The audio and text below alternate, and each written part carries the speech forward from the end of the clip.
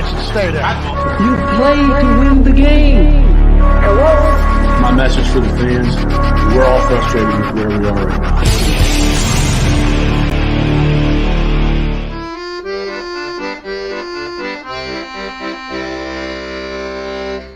Jets, Jets. All right. Jets, Jets. Here we are again. Welcome, everybody, to this week's installment of the Thursday Thick of It. It is now 8:06 p.m. on March 28th, 2024, and we are right here together again. I can't wait to talk about a few things we have tonight, but first, I must learn how my good friend Gunny is doing this evening. How are you, sir? I'm doing well, living the dream, right? Like it's opening day today. Yankees got themselves a nice win. We're hearing a bunch of nonsense right now in terms of Aaron Rodgers and his capabilities. I saw the over/under come out for the New York Jets. So you know what? I'm feeling pretty good, and I'm liking the things that I'm hearing because sometimes you got to go ahead and play the underdog card. And being an underdog would be a nice change of pace for us this season. So I'm feeling pretty good, GreenBean. Feeling pretty good. You know what, Gunny? I like that. Living the dream, feeling pretty good. Yankees winning, all good stuff. That makes me happy. Now, I'm exhausted. I'm fried, burnt out. I feel like I'm 1,000 pounds, that kind of a thing. But my mental mood is improving slowly by the second because I'm here with you.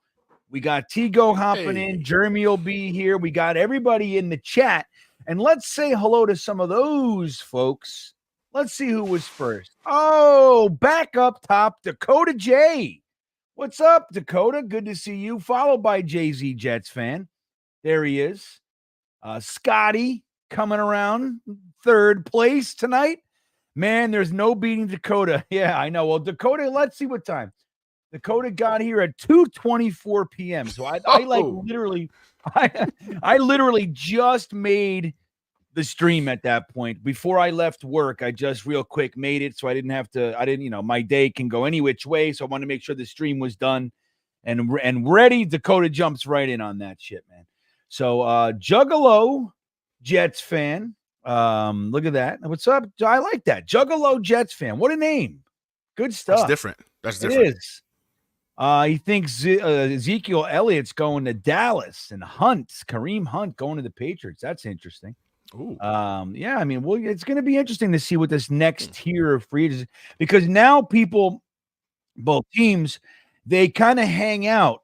They signed the guys that they felt it was a priority to sign, and now teams are going to wait it out and see, because now it's like if you don't really need the guy, you might as well just wait till after the comp pick thing ends and then and do it that way, So the Jets, we'll look at the comp pick thing today. The Jets are, I believe they might be +1, Gunny, but they might be flat, straight, even. Thing is, Mike Williams doesn't cost against the comp picks because he was cut. Right. And then you have Isaiah Oliver was cut. So those two guys don't. Morgan Moses is a trade, so he's not a free agent signing. So we're doing okay. And we lost Bryce Hall. We lost Jordan Whitehead. We lost Bryce Huff.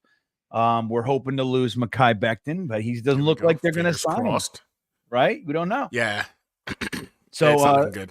Yeah, I know. It looks like they might just hang out and wait for him too. David Hall's in the house. What's up, David? Scott Foster. Stupid people say, hey, you're talking my language, buddy. That's facts. Max Power in the house. The UFL starts on Saturday. Won't that be exciting? Let's check that out. The UFL is here, and we can see what some football looks like. We also are going to keep our eye on the Mexican League this year, or the years. Let me see. There's a Mexican football league? Oh yeah, buddy. We were getting all into it one night. Mexican. Let's see. Mexican Football League. What Tigo will tell us what the hell it's called again. Liga de Football. That's what it's called. Really? Yeah. Oh yeah, man. And it's funny because there's all kinds of crazy teams like the Dinos and everything, but there's one team called the Jefes, the Jefe. Jefe. Bosses. Okay. And they're the worst team in the league, and it's funny because my eyes went right to them, Gunny. I'm like, ooh, the Jefe. I'm they're just a trash. football loser, dude. I They're can't pick straight them. trash. I'm straight trash. That's the way it is. Clearly, it's me. Phil Adams from the UK checking in. What's up, Phil? If the Jets, it's looking like the Jets are going to get a London game. And as we've talked about before in a hypothetical framework, I'm very realistically considering if the Jets announce they're going to be in London, I might make a vacation out of it. And Phil, you know where I'm coming, Phil. Phil happens to live right next to one of my bucket list amusement parks on this planet. I think it's Alton Towers, right? Alton Towers is the one that's right in your neighborhood. So, dude, I got work to do in Alton Towers. So, Phil, if I come to the UK for the Jets game, you would better know you and I are sitting on a roller coaster. I don't give a shit if you're old, if you're tired. I don't care, Phil. You stay here till 4 a.m. with us. You can ride a roller coaster with GreenBean. So we'll work on that, my good friend. Alan Dodes in the house. Beanbagger. We had a good time last night. We had a good mock draft last night with the Beanbaggers. Chris Bradigan, another Beanbagger. Fellas, Captain Jet Rule. I know I put him on there because I saw the picture. I said, let me put Captain Jet up there again. So he's on our thumbnail tonight. Infrared's back. Good to see you, buddy. Money Mitch is in the house. Look at all you guys. This is great. Dano in the house. I love it. What is this? Knoebels. Are you talking about Knoebels, the theme park there, or the amusement park? Knoebels is okay. Gunny, did you know about Knoebels? They had a ride on there called 1001 Mocked, which is this ride. It's like just kind of a thing. It just goes real high and it goes. But that was the ride that girl fell in love with physically and married. Did you ever hear about that? No, I've never heard this story. Oh, okay. Then I can't get into it. It's too much. It's too much. But they took it down. But Knoebels in Pennsylvania, everybody, if you haven't been, it's like a history museum of amusement park rides, and they're getting a new one. It's like a 1970s ride. They refurb all these rides from yesteryear, and it's an amazing place. But anywho, that's a different story for a different time. Oregon Jets is here. Who else we got? I'm scrolling down. Daniel Berry Sports Highlights. What's up with you, Daniel? Good to see you. Todd's in the house. Eurofaster's in the house. John's here. Dave from New Brunswick. Look at all you guys. Jets YouTube. I know. Jets YouTube is like nothing else in the world, man. Matter of fact, there may even be too many of us, but that's a different story. It's an oversaturated market. Oh, wait, look at this. Phil says, Bean, I was banned from Alton Towers in the 70s for attempting to steal a sea lion. Well, I doubt they remember you, Phil. We're gonna try it together. They're gonna go him. I see him trying to go ahead and sneak in an excuse in there. Nice try, That's Phil. what it is. Nice try. That's all it is. He's like, I don't want to go on a roller coaster. We can go on a small one. Hennessy Heisman checking in. Thank you, Hennessy. He says, isn't it nice to go into the draft where teams don't know our position of need round one? Also, just got back from Houston. Wow, Gunny, I'll be back. Well, Hennessy, let us know what you ate. That's always the big thing, right, Yeah. Gunny? There's plenty of food options here in the H. I'm kind of curious as well. Where did you go ahead and pretty much get your belly full? Because, I mean, the options are plenty. Like, there's so many things you could do out here. Yeah, you were in town, Hennessy, and you didn't reach out, man. Yeah, I haven't spent real time in Houston. I've been to Houston, but I didn't spend real time in Houston. It's where I bought my my last RV was just outside of Houston. Oh, okay. Yeah, but yeah, you know what? I asked Gunny one time. I said I had a friend going to Houston, remember? And I was like, "Hey, Gunny, give me some restaurant. Give me a couple restaurants." Yeah, dude, he gave me, okay, if you want barbecue, here's where you go. You want Indian, here's where you go. You want Asian, here's where you go. I was like, holy shit. I gave my friend that. He's like, dude, I asked for a restaurant. I'm like, well, this is how it goes. You gave him options. You got to have options. He ended up, and he did eat at, I forget which one, but he definitely took one of your recommendations and told me that it was great. So, yeah, there's so many great options here. I just discovered this place called Timmy Chang's this week, actually, at work.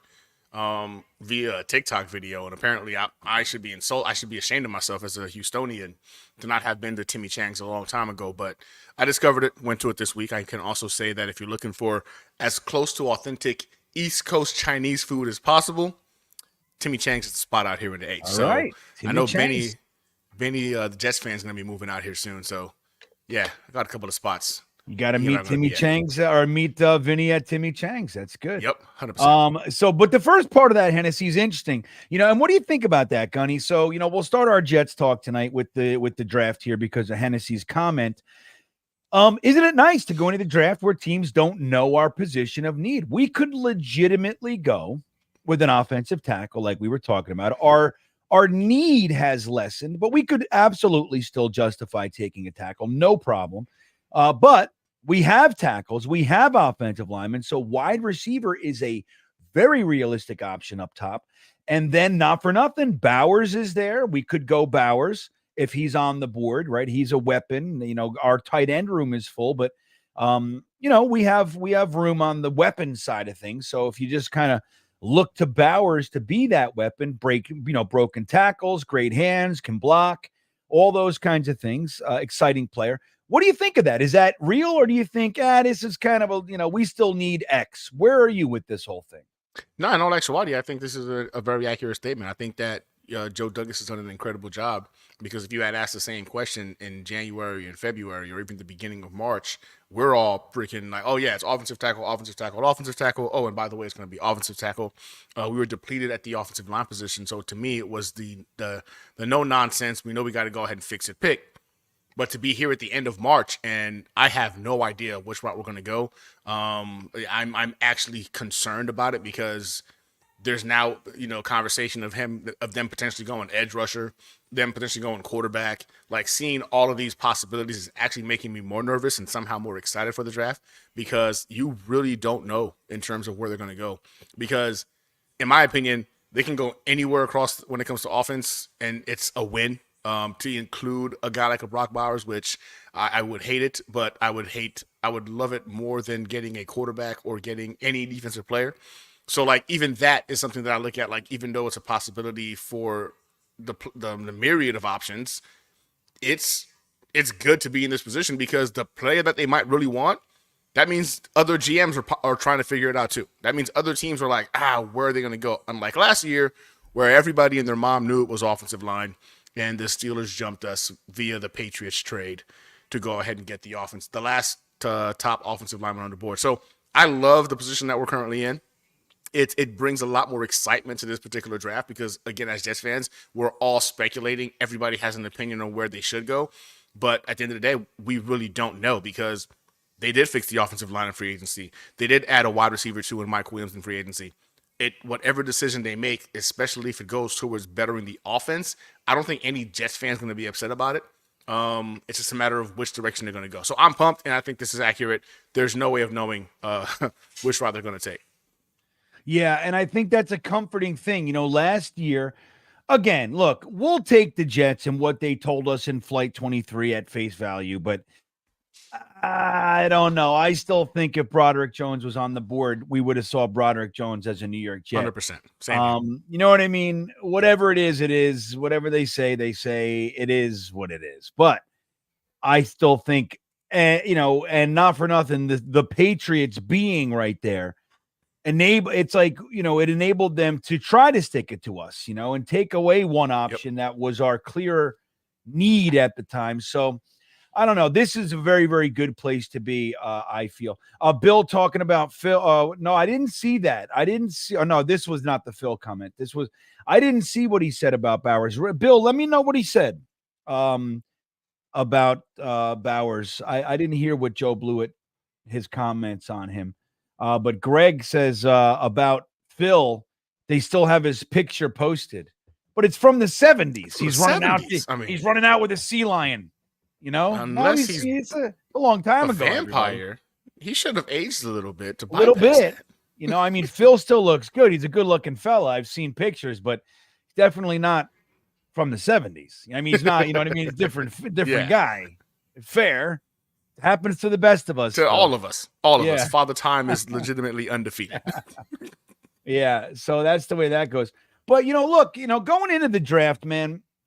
I have to say, look, we have just under a month now, right? So the draft is on April 25th. It begins. Correct. Which, by the way, we're having our draft party up there in Long Island. It's going to be amazing. We have limited tickets left. I'm actually really excited. We have a nice crowd coming. We're gonna have crowd reaction cams. Ryan, Jeremy, Matt O'Leary, myself, we're all gonna be there. We got great giveaways, tickets where to lower level tickets to Jets games of your choice. There are, I believe, 2 division games, and there are 4 games you can choose from, which is not a bad deal. Tailgate Joe, tailgate packages that we're giving away, free merch, all that kind of stuff. Plus all kinds of other giveaways. GreenBean, I'm giving away one of these, but a newer one. This one I've been wearing, man. This thing is tired. But one of these I'm going to give away, some other shirts. We got TalkinJets merch, all kinds of fun shit. So I hope you can join us. If you want to, the link is in the description. But so we're going to be going and watching this first round. And I have to admit, because of the way we handled free agency, Gunny, I'm a little more excited than I was going into the draft last year. Now, we did get Aaron Rodgers prior to the draft, as we know. But other than that, I wasn't really excited about last year's free agent period. I just thought, I don't know, Alan Lazard. We got Mecole Hardman. We signed Wes Schweitzer and Cologne, and it was really lackluster for me. I just thought that we didn't do much to help the team. This year I feel significantly different. Now there are injury concerns, but they being what they are, the contracts are built in such a way that these players are going to be motivated, namely Mike Williams and Tyron Smith. They're going to be really motivated to do everything they can to be on the field, because if they're not, then they lose money. So that's a big thing. And I like it. So, going into this draft, now, Gunny, if I had a gun to your head, which I do have a gun right here, I won't put it to your head, but I do have one. Okay. Fair enough. Appreciate that. If I said right now, you got to tell me who you're taking at 10. Who you taking right now? You can change your mind in the future, but who you taking right now? If gun to my head right now, I'm taking Fashanu. Or Alt, if somehow he falls to us. Although I'm starting to really fall in love with J.C. Latham. But I'm going to stick with my original guns and evaluation. I like Fashanu. Fashanu's the guy I think has the highest ceiling. Yeah, I like him as the offensive tackle there too. But I got to admit, J.C. Latham is a fun watch. He is. He really is. You know what I mean? He's. And if we ended up if we were going to take Latham, I would love to do it after a slide back and recoup a pick 100%. Or something like that. 100%. But Tigo was giving you the big thumbs down. Tigo's a weapons guy. He's a wide receiver all day. I think Tigo's not even into the Bowers thing. Is that accurate? Yeah, he's not really big on. Well, he's not opposed to Bowers, but he wants him later, if I'm not mistaken. But he's definitely big on wide receiver. He wants a wide receiver. So I gotta be honest. For me, if you put a gun to my head right now, and we know who's going to be going essentially in the top 9. We have a pretty good idea. It could vary a little bit, but I think Fashanu is likely to be the top left tackle. I don't see Alt making it, right? I know we talked about that for a little while there. I don't think that's real. That's a dream. It's a dream. Yep. But if I had if I'm staying at 10, I'm not sliding back. I'm not trading up. I gotta say, I'm probably going to grab Fashanu as well. But right behind him is Rome Odunze. Right there. 100%. I almost said it. I'm surprised. And I love Rome so much. Yeah. I do. Yeah. I like Rome Odunze significantly more than I like Brian Thomas Jr. I think he's a good player. I like Roman Wilson. I like Leggett. Obviously, then you get into I love McConkey. Love McConkey. McConkey's in a weird place. He's just not going to be there. He's not going to be a Jet.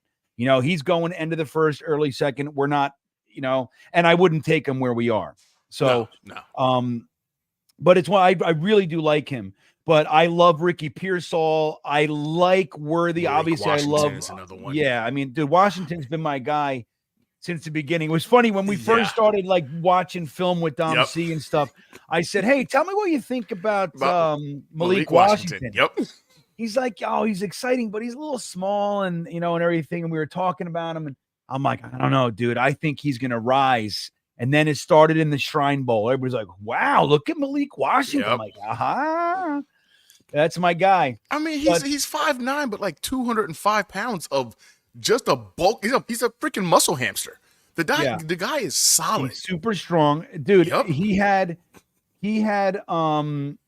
the second most reps on the bench for the position.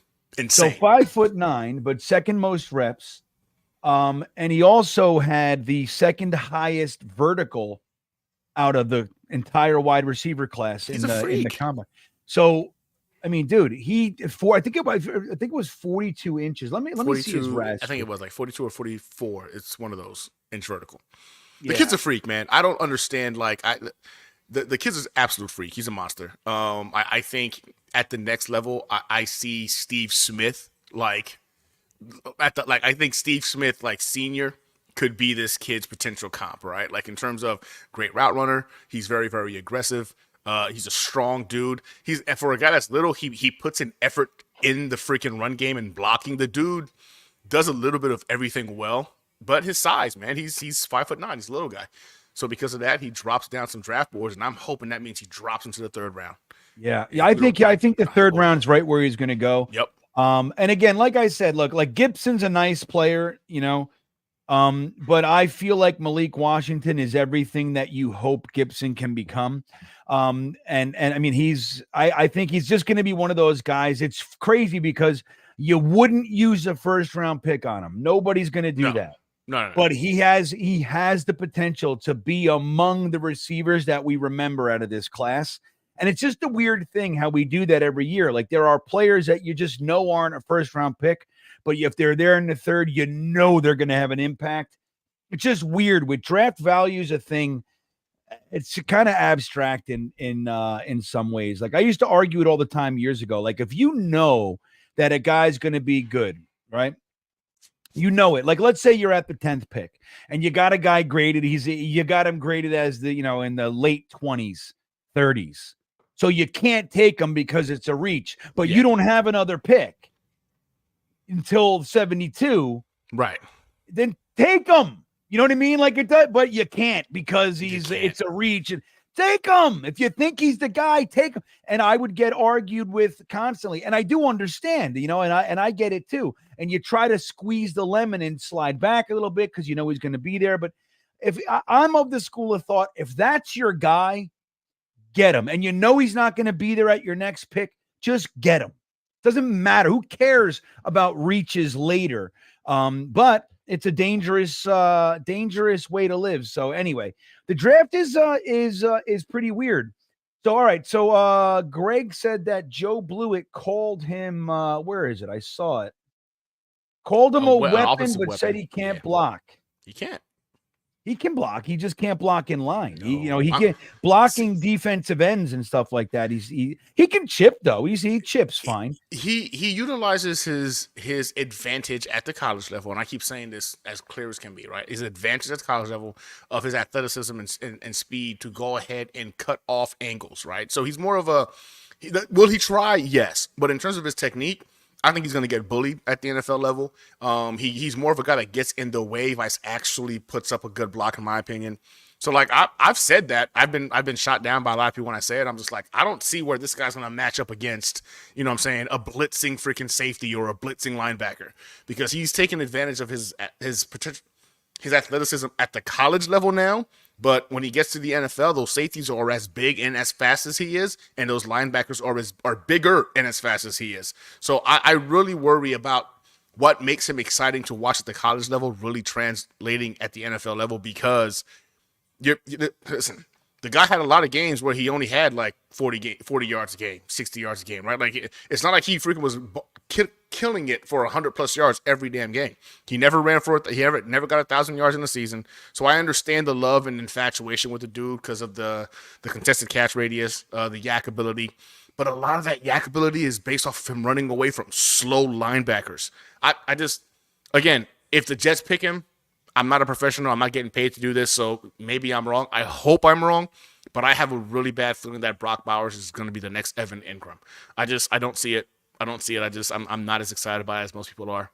But yeah, with that blocking thing, I'm 100% with Joe. Like at the next level, he's going to be a liability in the blocking game.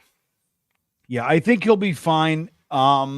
going against DBs and even some linebackers and stuff. I don't know. I think he's a little bit better than maybe we're giving him credit for. But the 235, man, he's light. He's heavy for a wide receiver, but he's on the lighter side for a tight end.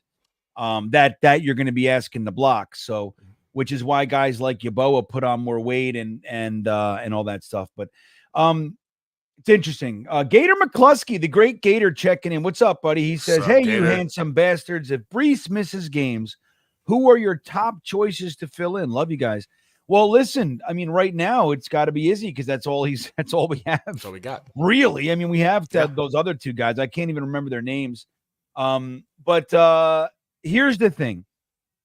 I'm a firm believer that the Jets are going to sign some vet in free agency now. Yeah. There was talk of Dobbins. I know people. I don't like Dobbins, dude. He just can't seem to stay healthy. And he's got real like season-ending injuries consecutively. I don't need to bring a running. We know running backs, their peak and valley. It's like there's a short window anymore for running backs, and you got a guy coming off numerous knee injuries and shit. I don't like it. Now Ezekiel Elliott, I really like. Kareem Hunt's still out there. I'd be fine with that. I really wanted Dylan, but he's gone. So there are some guys that are still out there, but I'll tell you what I also believe, Gator, and I'd love to get Gunny's insight on this. I think the Jets, I mean, we've done it every single year in Joe Douglas's tenure, taking a mid-round running back. I see that happening today. The interesting thing, hold on. Sorry, excuse Bless me. You. I got dust in this joint. The interesting thing about this particular draft is that the running backs, I don't see a running back going until, the second earliest. That's my opinion. I don't see it. Maybe even like mid to late second, third, all that. So a lot of these guys that in other years might be gone by the time that we pick in the fourth round, they're going to be pushed down a little bit. So I think guys like Audric Estime or Braylon Allen are going to be really, really good, exciting choices that may be there for us. I really would love to see the heavyweight brought in, the bruiser, the 220 plus, guys brought in to get the short yardage as opposed to hammering Brees into the line when we need 2 yards. I'd like to see Brees utilized for that kind of opening up the game, managing the game, blowing one open for a 50, 60-yard touchdown. I'd rather see, if we need 2 yards, I'd rather bring in an Audric Estime or a Braylon Allen and let them pound it away. You guys know if we wait till the late rounds, like the 6th, I'm all about one Carson Steele. Doesn't do anything great, does everything well. And I like those kinds of guys. I would love to see that kind of a running back brought in. But either way, I think we're going to sign a vet, and I think we're going to draft a rookie. Do you disagree, Gunny? How do you see it?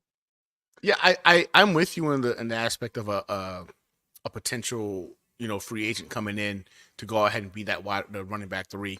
Honestly, man, I feel like they like Izzy. They like the change of pace that he brings to the table. I think that's going to go ahead and be the route they go for RB2. I don't think somebody's going to go ahead and get him off that particular role. But it wouldn't shock me if they went with a late round running back as well. Honestly, this running back class to me is not impressive whatsoever. I wouldn't waste a pick. I think you just grab one of the undrafted guys in the undrafted free agent class, bring them into training camp, and have them put in the work. But there'll be another running back in this building. For me, I'm with GreenBean. I think it's Izzy. I think Izzy takes up the reins if a guy like a Brees Hall goes down, which would suck. But I think what would make Izzy, I guess, great, he could be our version of a Kane, right, with the Miami Dolphins. Just a speed guy. You can go ahead and get the ball in his hand and go ahead and get to the outside and just outrun defenders. So I kind of like him in that mold of being our version of what a Kane was for the Miami Dolphins last year. Oof. And with a guy like freaking Aaron Rodgers, again, that pre-snap ability to go ahead and read the defense, know where the pressure is coming, get the ball out of his hands. I think you can see Izzy taking advantage of that because he's going to have Rodgers telling him like, hey, be ready, right? Here's the hot rod, be ready. So I'm okay with our running back room in terms of our RB1 and RB2.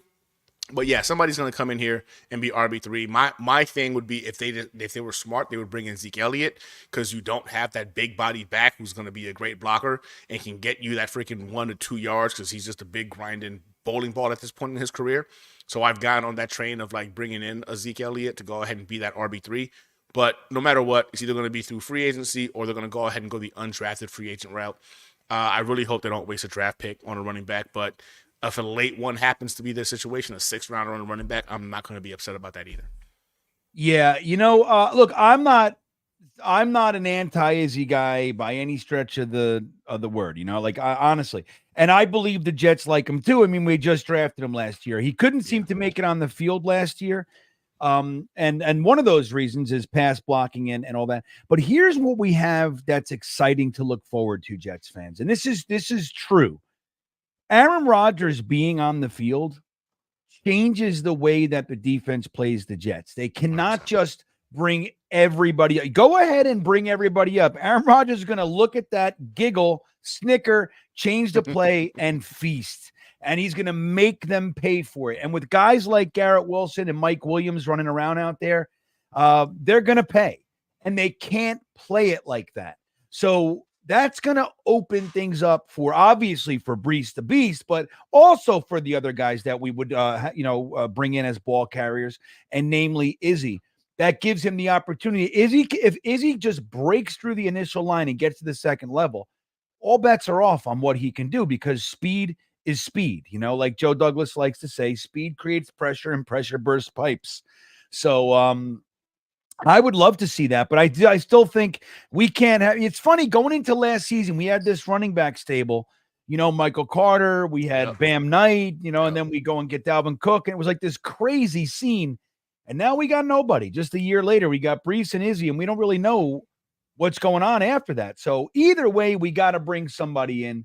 Again, Joe Douglas has never not used a draft pick on a running back. So I wouldn't expect him to change that plan now, especially considering we have so many, more late round picks than we're used to seeing. So, but thank you, Gator. You're the man. Ron Weiss checking in. He says, hey, fellers, if we take Bowers, we use him right away rather than the lineman has to wait. Who says we use Bowers right away? How do you know? What if he can't get on the field? What if can't understand we don't know. We assume tight end is difficult.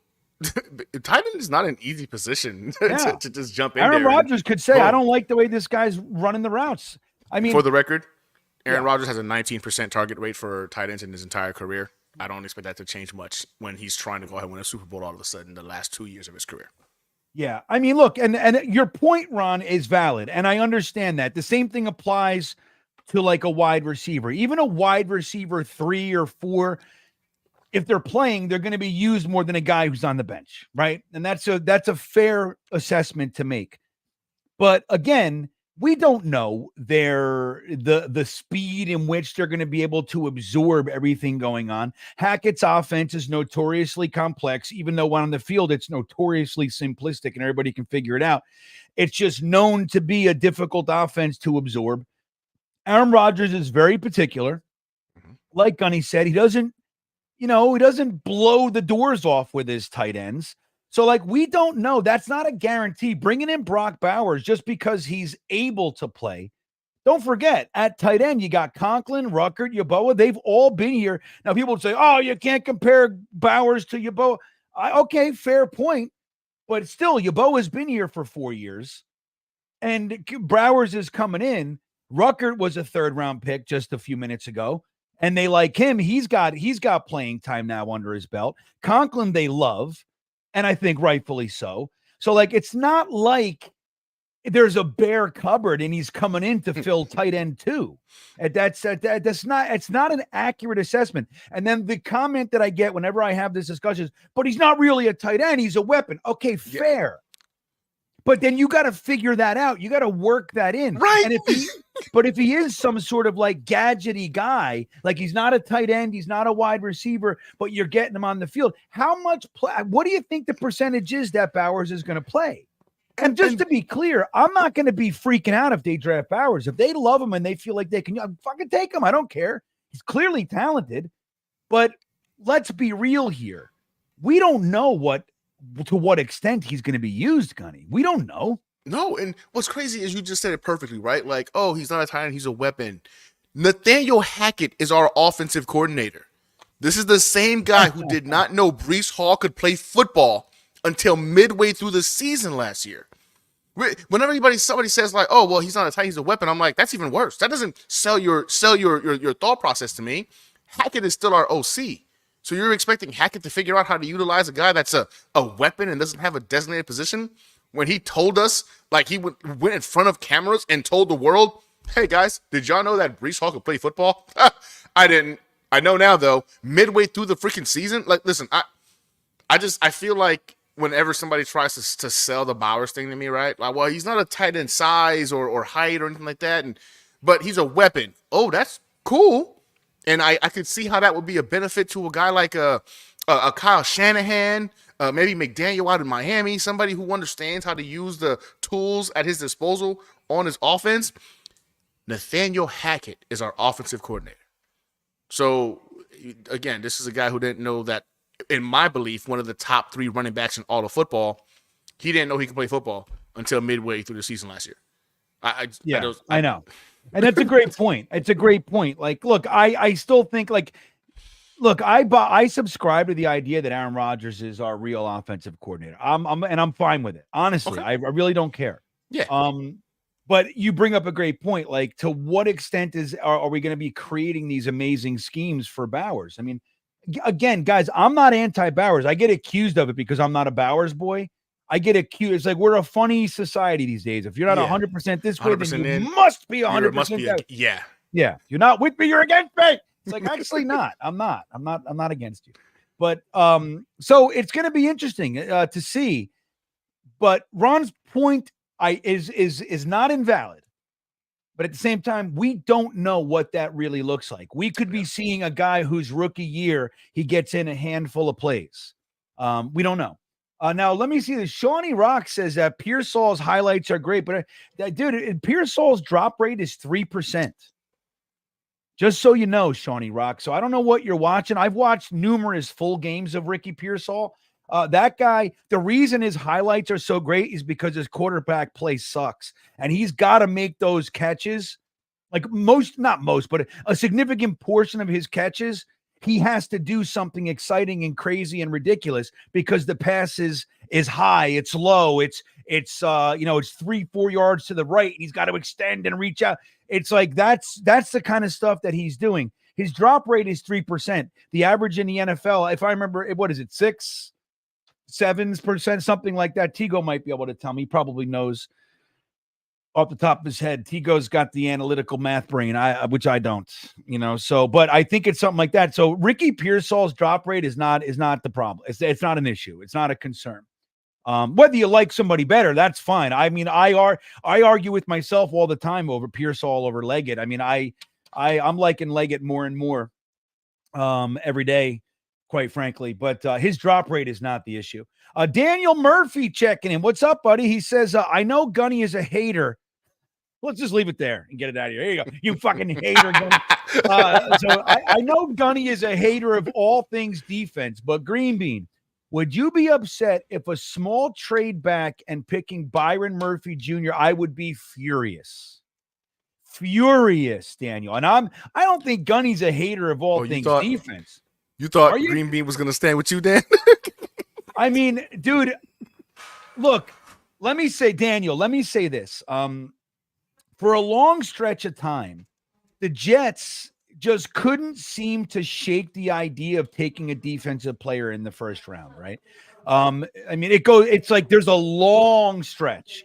We could go through it later if we feel like it, but and it was aggravating. It was so frustrating, whether it was Sheldon Richardson, D. Milliner, Muhammad Wilkerson, Quentin Coples, Calvin Pryor. It just went on and on. Jamal Adams, Leo Williams. It just goes on and on. And our offense is always, even when we're a shitty team, a lot of those years, we still managed to put up a serviceable defense. Our defense is always pretty good. The Jets, I don't want to say we're known for, because we're not really known for anything other than sucking.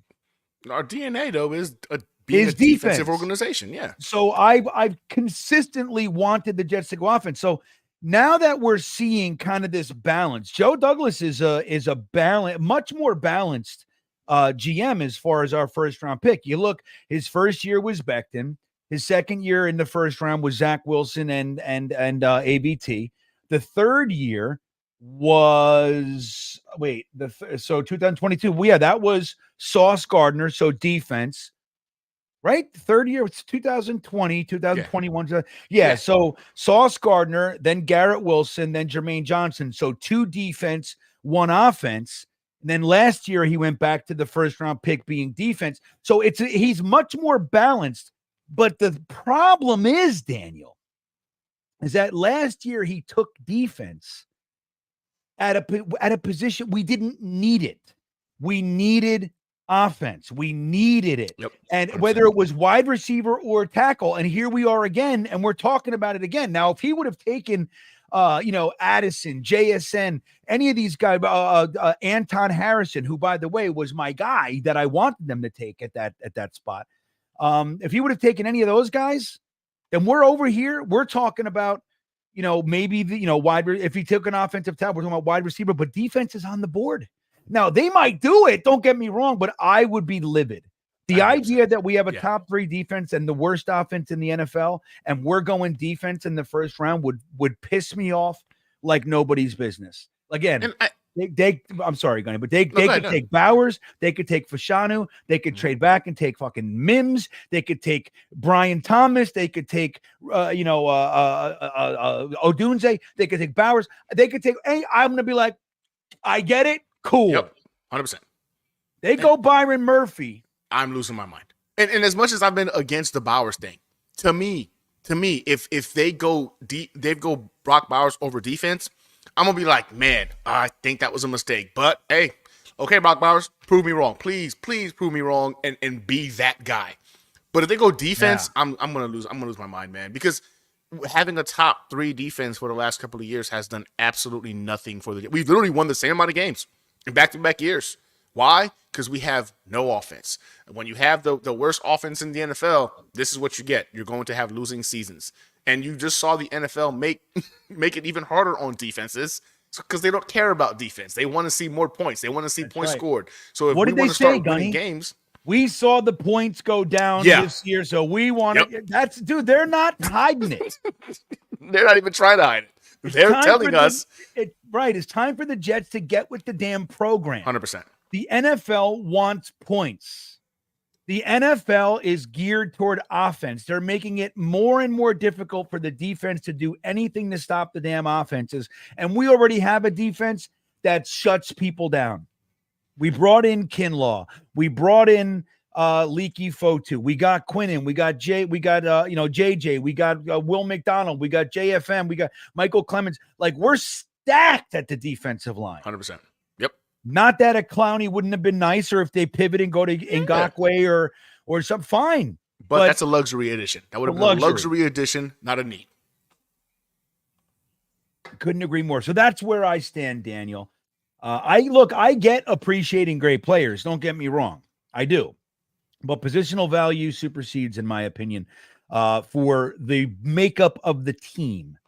Not just premium value for positions like edge or wide receiver or quarterback or what have you, left tackle. But what we need. Like, I know people, BPA, I'm with it. Best play. You don't want to take a subpar player at a position of need. But if all things are equal, need the best player available at a position of need. That's how I see the draft. And if you just did that, we'd be fucking fine, dude. I'm just so sick of watching these teams fumble and bumble and year after year after year. Dano says nobody likes Bowers at 10. Who has half of that? Well, Dano, I think if you're hanging around Jets Twitter, that's not true, buddy. I think he's trolling right there. That's just a little bit of him poking some fun. Yeah. James Fitzpatrick checking in, Gunny. He says, guys, in a perfect world, no injuries, what pick would contribute the most? So he's going Bowers. Bowers, hands down, with playing the seam, leaving outsides open for Garrett. It could be argued Odunze. It could be I'd say argued that Odunze. slot receiver like like Malik Washington Malik or something. I Washington, mean, yeah. I don't know. I mean, I get your point, but Bowers isn't the only player that could fill the role that you're talking about and achieve the goal that you're talking about. It's crazy that we're stuck on that, I mean, again, I don't mind people liking him. I like him well enough. But it's like, and if they take him, I'm not going to be unhappy. Although there'll be about 500 people that go, "Fuck you! I told you, you hater." Oh, 100%. Oh my God, it's going to happen. Yeah, 100%. It's going to happen Every week. I already know it's going to happen. I'm ready for it. If the Jets go this route and get Bowers, I already know what's coming. Yeah, but in a perfect world, no injuries, would Bowers be a good pick? Sure.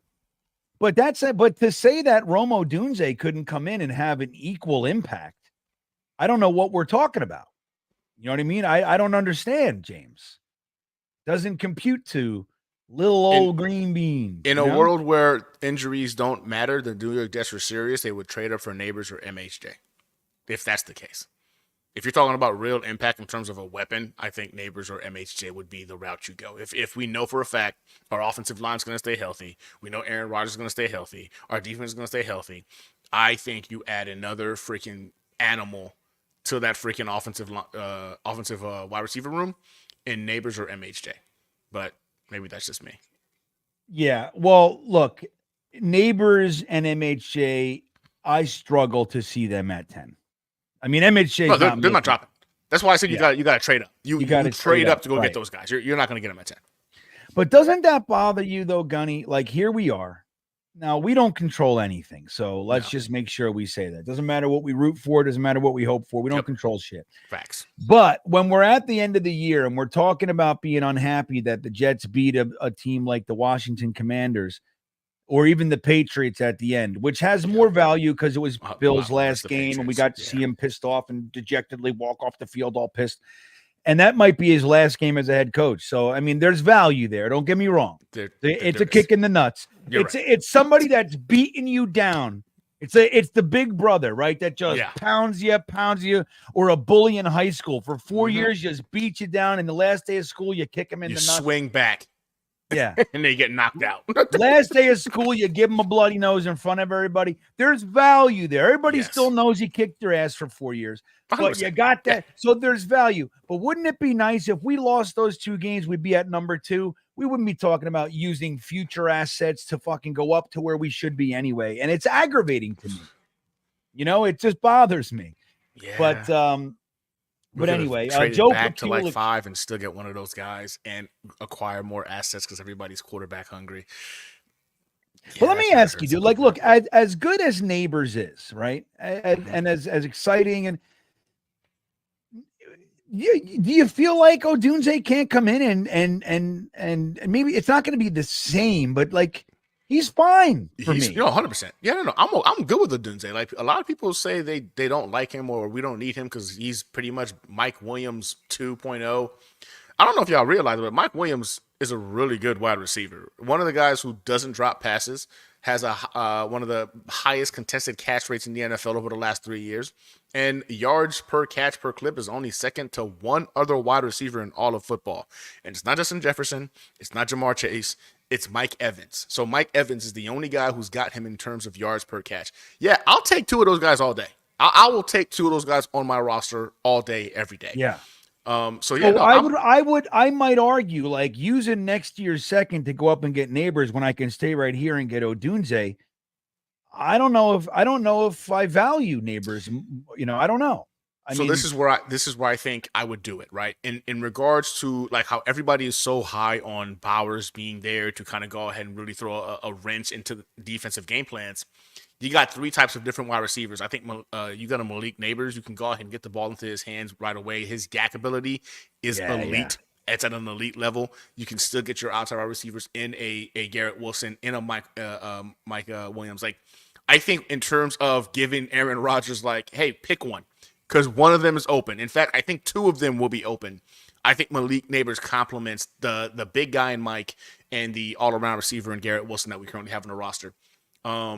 So I think that's why I would love it. only because Odunze, yes, I'm not mad about having two of them on the board, but there is some truth in the fact that like him and Mike Williams are very, very similar.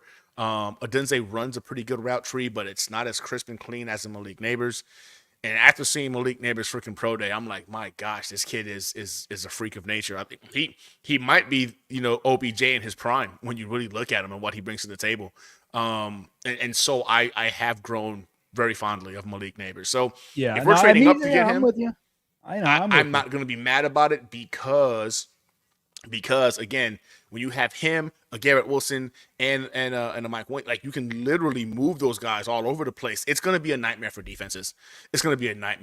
And you can't guard all three. There's no defense out there right now that can guard all three of these guys. That's right. And when you do, we just send Brees heading your way, and that's the end of that. Or Tyler Conklin can go ahead and eat. And that's the way to do it. Now look, well, hold on, Joe. I'll get right to you. I want to. So, like, Hater, don't hear that I don't like Bowers. Yeah, it's not. I'm just saying, like, this draft isn't a one-player draft, And here's the other thing that I would argue. Okay, the Jets have not had a healthy offensive line in a decade. Okay, we haven't played the whole season with our full offensive line in a long time. The last 4 years, we've been decimated by injuries. Like, having depth is key. Plus, both of the tackles that we have are on 1-year deals, right?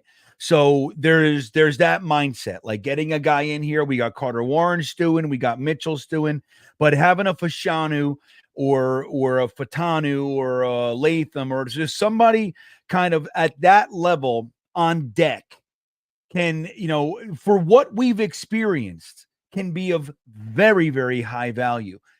The thing is when you get to the third round, the wide receiver crop that's still going to be there is absolutely capable of coming in and giving us a lot of what we're talking about, a Bowers or an Odunze, not to that level, perhaps, but these guys are still going to be good, whether it's Xavier Worthy, whether it's Malik Washington, whether it's, there's a whole Leggett's going to probably be there. There's going to be all kinds of guys that are going to be there at that point that are still going to come in and still be high level contributors. Because again, we're not looking for wide receiver 1. We're looking for wide receiver 3. We're looking for wide receiver 4 to come in and play that role. So like, I feel it's very similar, Hater, to the Zach Wilson year. Like, no, number one, I didn't like Zach Wilson as a prospect, right? But I wasn't like anti. If the Jets liked him, and clearly he was talented, the arm was sick, he was immobile. I'm like, okay, if they like him, they think he's a guy, then I support it, right? I wouldn't have taken Zach Wilson, and I made that very clear. But the way everybody heard it was that I am a hater. I don't hate, and it's funny because hater, Ali, hater, different. But I don't hate Bowers. I just don't see it as a one-player draft. And, like you're saying, he's a move tight end. Yes, he can be a big slot. He can be a halfback, a fullback. Look, I'm not the biggest fan of using I know we talk about it all the time, tight ends, in that fullback role. I don't like it. I don't see much success with it.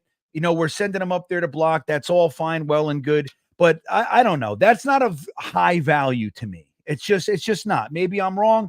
I don't look at a guy as a separator from somebody else because they can also fill in at fullback for us. I just don't value that. That's not important to me. Bowers can be moved around. Bowers is good. Bowers is a weapon. I'm sure we'd find a way to use him and we'd all like him. That's fine. But again, that doesn't mean that an Odunze couldn't be a better. Again, Mike Williams is on a 1-year contract. So having these guys on your team that are going to be around, your wide receiver 3 this year, but your wide receiver 2 next year, that has value too, man. And I know, I'm just saying, like, don't hear that I'm hating this guy because that's not what I'm saying. All right. Joe Pekulik, trade down, get Fatanu and defensive tackle Devondre Sweat in the second. I know that's Tigo, even though it's a different guy. I have to admit, I don't want to see any premium picks used on defense this year. Now, that's not to say the Jets won't do it, but boy, oh boy, Joe, I just can't understand how we could watch our defense be what they are and watch our offense be what it's been and justify a trade down to get a pick and use it on defense. I just can't see it. Now the Jets might do it, don't get me wrong, but I struggle with that idea. It's an opportunity to shore up the side of the ball that has been the scourge of our existence. Gunny, how do you see that one? Yeah, I'm with you, man. I don't want to see any premium picks used on defense. And I gotta feel at this point the New York Jets realize that formula has not been kind to them over the last couple of years. This is gonna be the year where Joe Douglas has to make the decision on like really changing things up and getting it right. This is it, man. Win or you're done. And I know they haven't said it, openly. And you got freaking, Coach Saleh not talking about freaking playoff mandates, etc. But don't get it twisted. There's a playoff mandate in that building. This is it. Year 5. If you haven't figured it out, as the GM and the coach duo, it's time to go. So the formula has not worked over the last couple of years. The whole that's chase defense. The NFL has just told us and proven to us, and it pretty much stated like, hey, defense is cool, but we want to see more points. So we're going to go ahead and make the rules more kind to the offense so we can get more points. You got to adjust with the times. You got to evolve or die. That's just how it works. If you don't evolve with the times, you die. If they wind up utilizing a premium pick on a defense that doesn't need it, we should be upset because the team is not serious about winning games. We've already seen what an elite defense looks like. The Browns had the number 1 defense in football last year. How did that work out for them? We've already seen this script. The NFL is making it known to everybody. It's all about offense. So no, I don't want to see any premium picks used on defense. I think it's time to go ahead and focus on the offense. And we talk about how great freaking, Ulbrich is as a coach, and we don't believe, even if we all disagree on whether or not Saleh is a good head coach, nobody's going to disagree that the guy knows defense. So why are we wasting such premium talent on fortifying the defense when the guy doesn't, the head coach is oblivious to offense, our offensive coordinator is oblivious to offense. So let's go ahead and give our quarterback, who's the only person that really understands offense, as many weapons as possible so he can go ahead and do his job. That's so for right, me, Gunny, it's perfect. Sorry, just over the defensive part. No, my bad. I'm done with the defensive aspect. You want to go ahead and bring some undrafted free agents or throw a pick in the 5th or the 6th? Okay, cool. But premium picks towards defense this year, if you're a Jets fan, you should be upset because that formula has not been working, and it means the team is just not serious about winning or adapting to the current times. Yeah. I mean, it's an interesting thing. It's like you got to get so many offensive weapons in that stable, like on that side of the ball, that it overrides the incompetence. Like they're just such good football players. G-Dubs, Brees, Aaron Rodgers, Conklin, or whoever. It's just so many guys that it doesn't matter what they call. They're gonna beat the guys in front. You know what I mean? They're just that good. That's what you got to just override their incompetence with talent. I agree. Rico, I hear you, buddy, but that's not exactly true. If a guy, look at last year with Will McDonald at 15. Granted, it's not 10, but it's 15. It's still at the top half of the first round. And he got what? He played 19% or whatever the hell it was. You know what I mean? Now, great, different position. I'm with it, but it happens all the time. If a guy's not ready, a guy's not ready. If the guy, again, it's not like we have nobody at the position. You know what I mean? And I'm not saying that they won't figure it out and get him on the field. They will, but there's no guarantee, man. And Aaron Rodgers, like Gunny pointed out before, it's not like he's, a tight end heavy quarterback. So I don't know. Remember, look, last year there was that. Remember, I talked about it a couple weeks ago, but Kuntz, he ended up in preseason. He caught a touchdown. And what did Aaron Rodgers do? He walked over to him and said, "Look at you. You run the wrong route. Yep. And you still get the touchdown. Good for you." And like, that's the kind of thing. So not that Bowers is going to run the wrong routes. He's actually known to be quite the opposite. But if he's not in a position, like if he's not ready by A-Rod's standards, like we don't know what that's going to look like. We don't know how many times Aaron Rodgers is going to choose Bowers over Mike Williams, Garrett Wilson, Breece Hall, Tyler Conklin. Like we don't, we're just making all these assumptions, guys. And it's not like Bowers is going to come in and change everything. It's actually, it's a weird little niche that we're asking him to come in and fill. again, if they decide to bring him in, I'm going to be excited for the potential that that we can use him for. But there's no guarantee. Like, this whole idea that like he comes in and all of a sudden changes everything. I don't know. I don't know if I agree with that. And dude, and I'm fucking tight end guy. I hate that people are making me argue against tight ends. Like, I just hate it. I love tight ends. GreenBean loves his tight ends. It just so happens that we got a full cupboard at tight end. It's a weird thing. I think to touch on that, like, I've seen people legitimately tell me like, oh man, like Bowers is significantly better than Tyler Conklin. He's significantly. How do you know? How do you know? How do you know? You've never seen the kid take an NFL snap. We've seen Tyler Conklin have back-to-back seasons with 600-plus yards, 50-plus receptions, with Zach Wilson throwing him the ball. The worst quarterback room in football. Over the last 2 years, the man has still produced top 12 numbers at the tight end position. So how are we going to sit there and just belittle the man like, that Bowers is definitively going to be a better ass? He's never taken an NFL snap. And that's why I think like it goes to everybody gets really excited at watching the college tape and what it can be. And I'll be the first to admit, like, I don't want Bowers. If the Jets pick Bowers, I'm a New York Jets fan first. Hell Players yeah. fan second. So I will root that this kid proves me wrong, and he is the second coming of Vernon Davis. I will root for that. But I just don't see it, and I think it's a risk in terms of where if you have an option of a Fashanu or an Adunze, you make the smart pick. The kind of pick that's going to go ahead and either protect our quarterback, because if Aaron Rodgers goes down, guess what, y'all? It doesn't matter what weapons we have. The season is over. It's over. If Aaron Rodgers goes down, you think Nathaniel Hackett is going to figure it out? I think at this point we all know he will not. It's over. And yeah, we got freaking a decent backup now in Tyron. But in all actuality, are we trying to get to Super Bowl contention here, or is just making the playoffs enough? Because that's where I'm at in terms of like looking at what this little window we've got means to us as Jets fans. I just, again, I know, and people say I mean, listen, I don't dislike Bowers. Let me make sure I'm clear with that too. I don't dislike Bowers. I really, really hate the idea of taking Bowers at 10. Like, for me, it makes my chest hurt to think of getting him at 10. I think that's too much of a risk of a kid who got a lot of what he did in the college level because he was faster than linebackers and bigger than safeties at the college level. That, to me, is my biggest concern. But if he becomes a Jet and they decide to go that route, I'm a Jets fan first, Players fan second. I will root for that kid like he's the next coming. That's right. And I hope he proves me wrong. That's right. I do it every year, man. There are guys that I'm in the draft. Like, I hope we don't draft this guy. We draft him, and I root for him. It's just 100%. the way that it is. Yep. Dude, I don't know about you guys, but like, while I have my opinions and I value my opinions and all that shit, I really only want the Jets to get to the goddamn Super Bowl and win it. Like, that's really, I am tired. I'm older. I'm actually younger than I look, but I'm older than I look. The Jets are killing me. You know what I mean? Like, they're friggin' killing me, dude.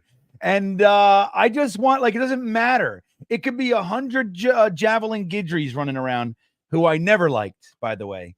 And they win a Super Bowl, and I'm going to be walking around with a Javelin Guidry jersey, dude. Like, that's just the way that it goes, you know? So, anyway. Bowers, it's just a crazy polarizing thing. You know what's really funny? And I'll say this to like Rico and Hater. During the 2021 pre-draft, with the Zach Wilson thing, I made it known that I didn't really like Zach Wilson, right? Some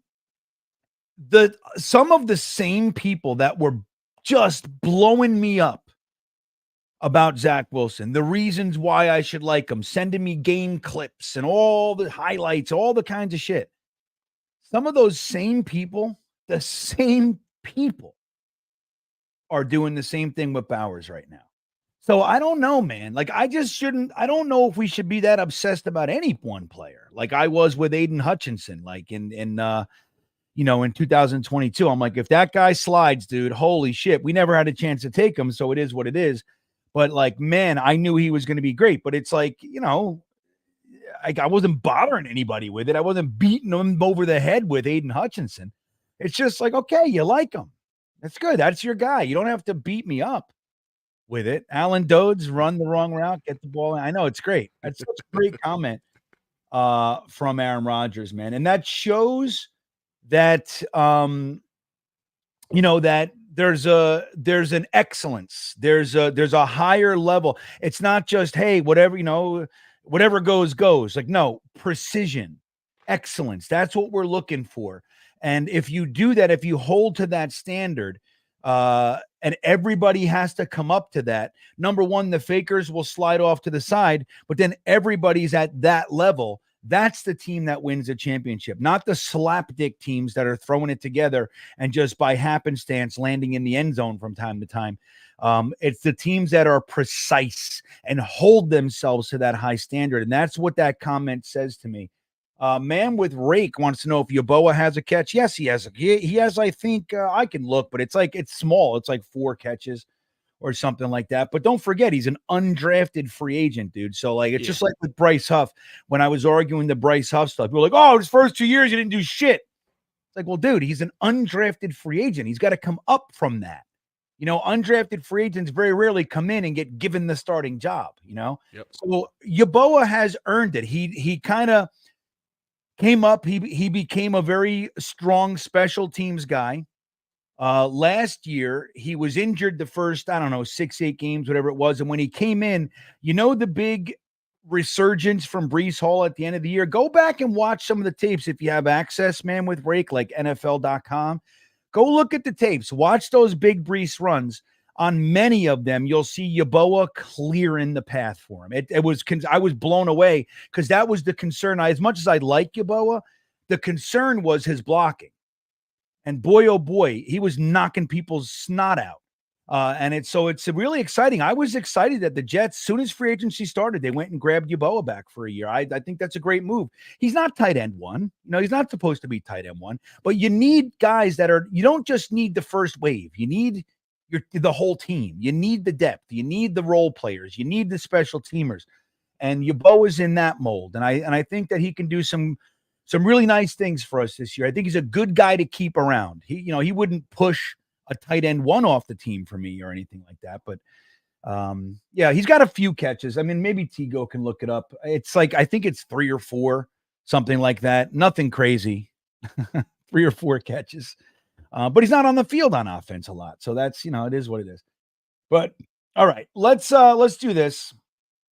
I want to get into a Crossfire. Hold on. Crossfire's Stream Beaner member chat. If you want to join the Stream Beaners, get access to free super chats and our collection of free emojis. I need 8 more people to add some of the new emojis that I have.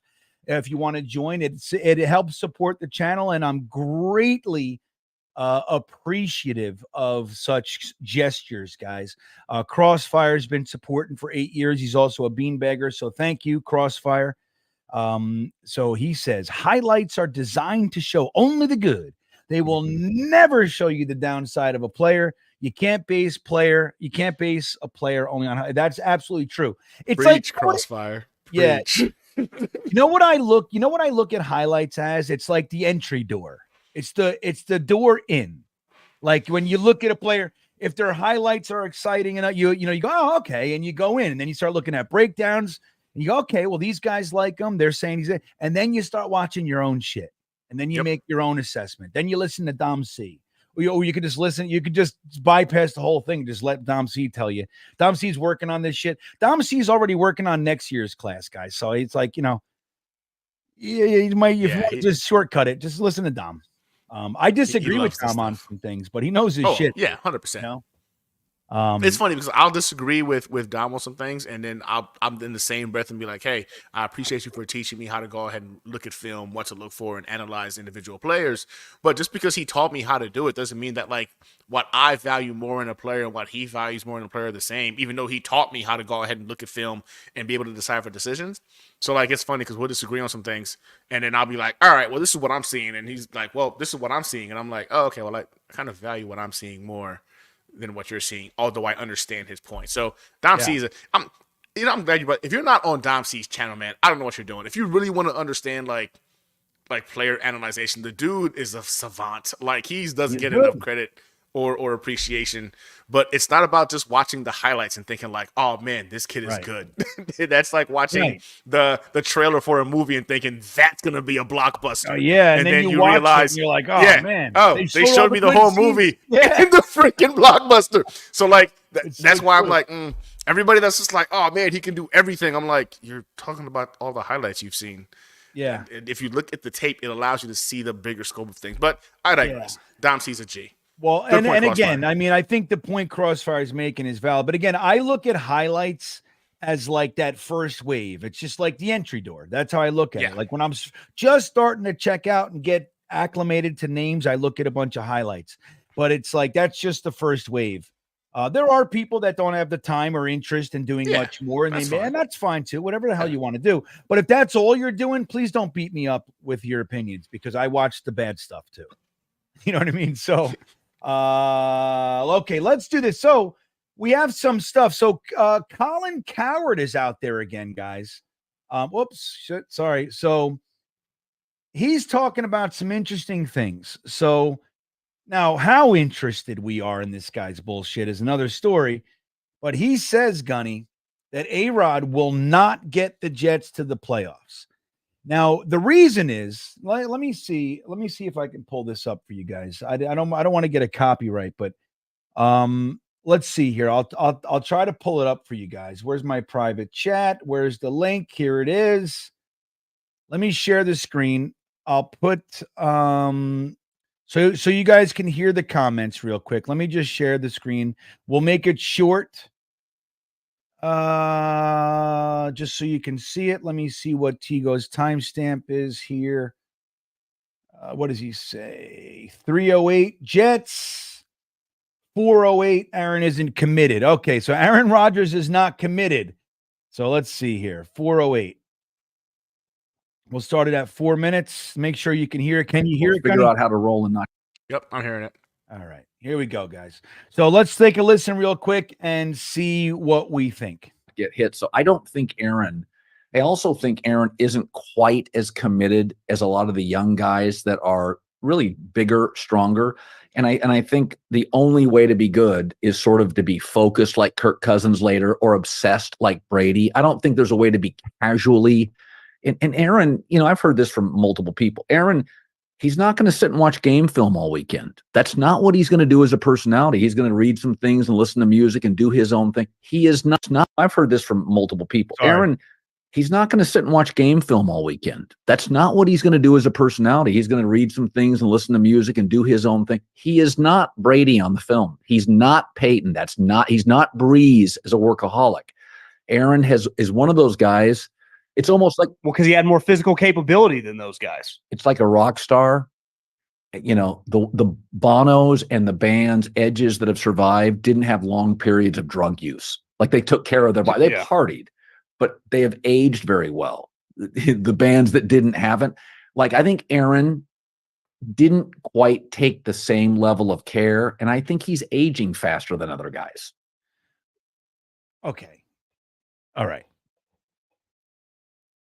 Number one, did you hear how many times you said I think? Yeah, 100%. I think. Not factual. Not That's how fact. he feels. These are his feelings. Yeah, these are his feelings, his opinions. And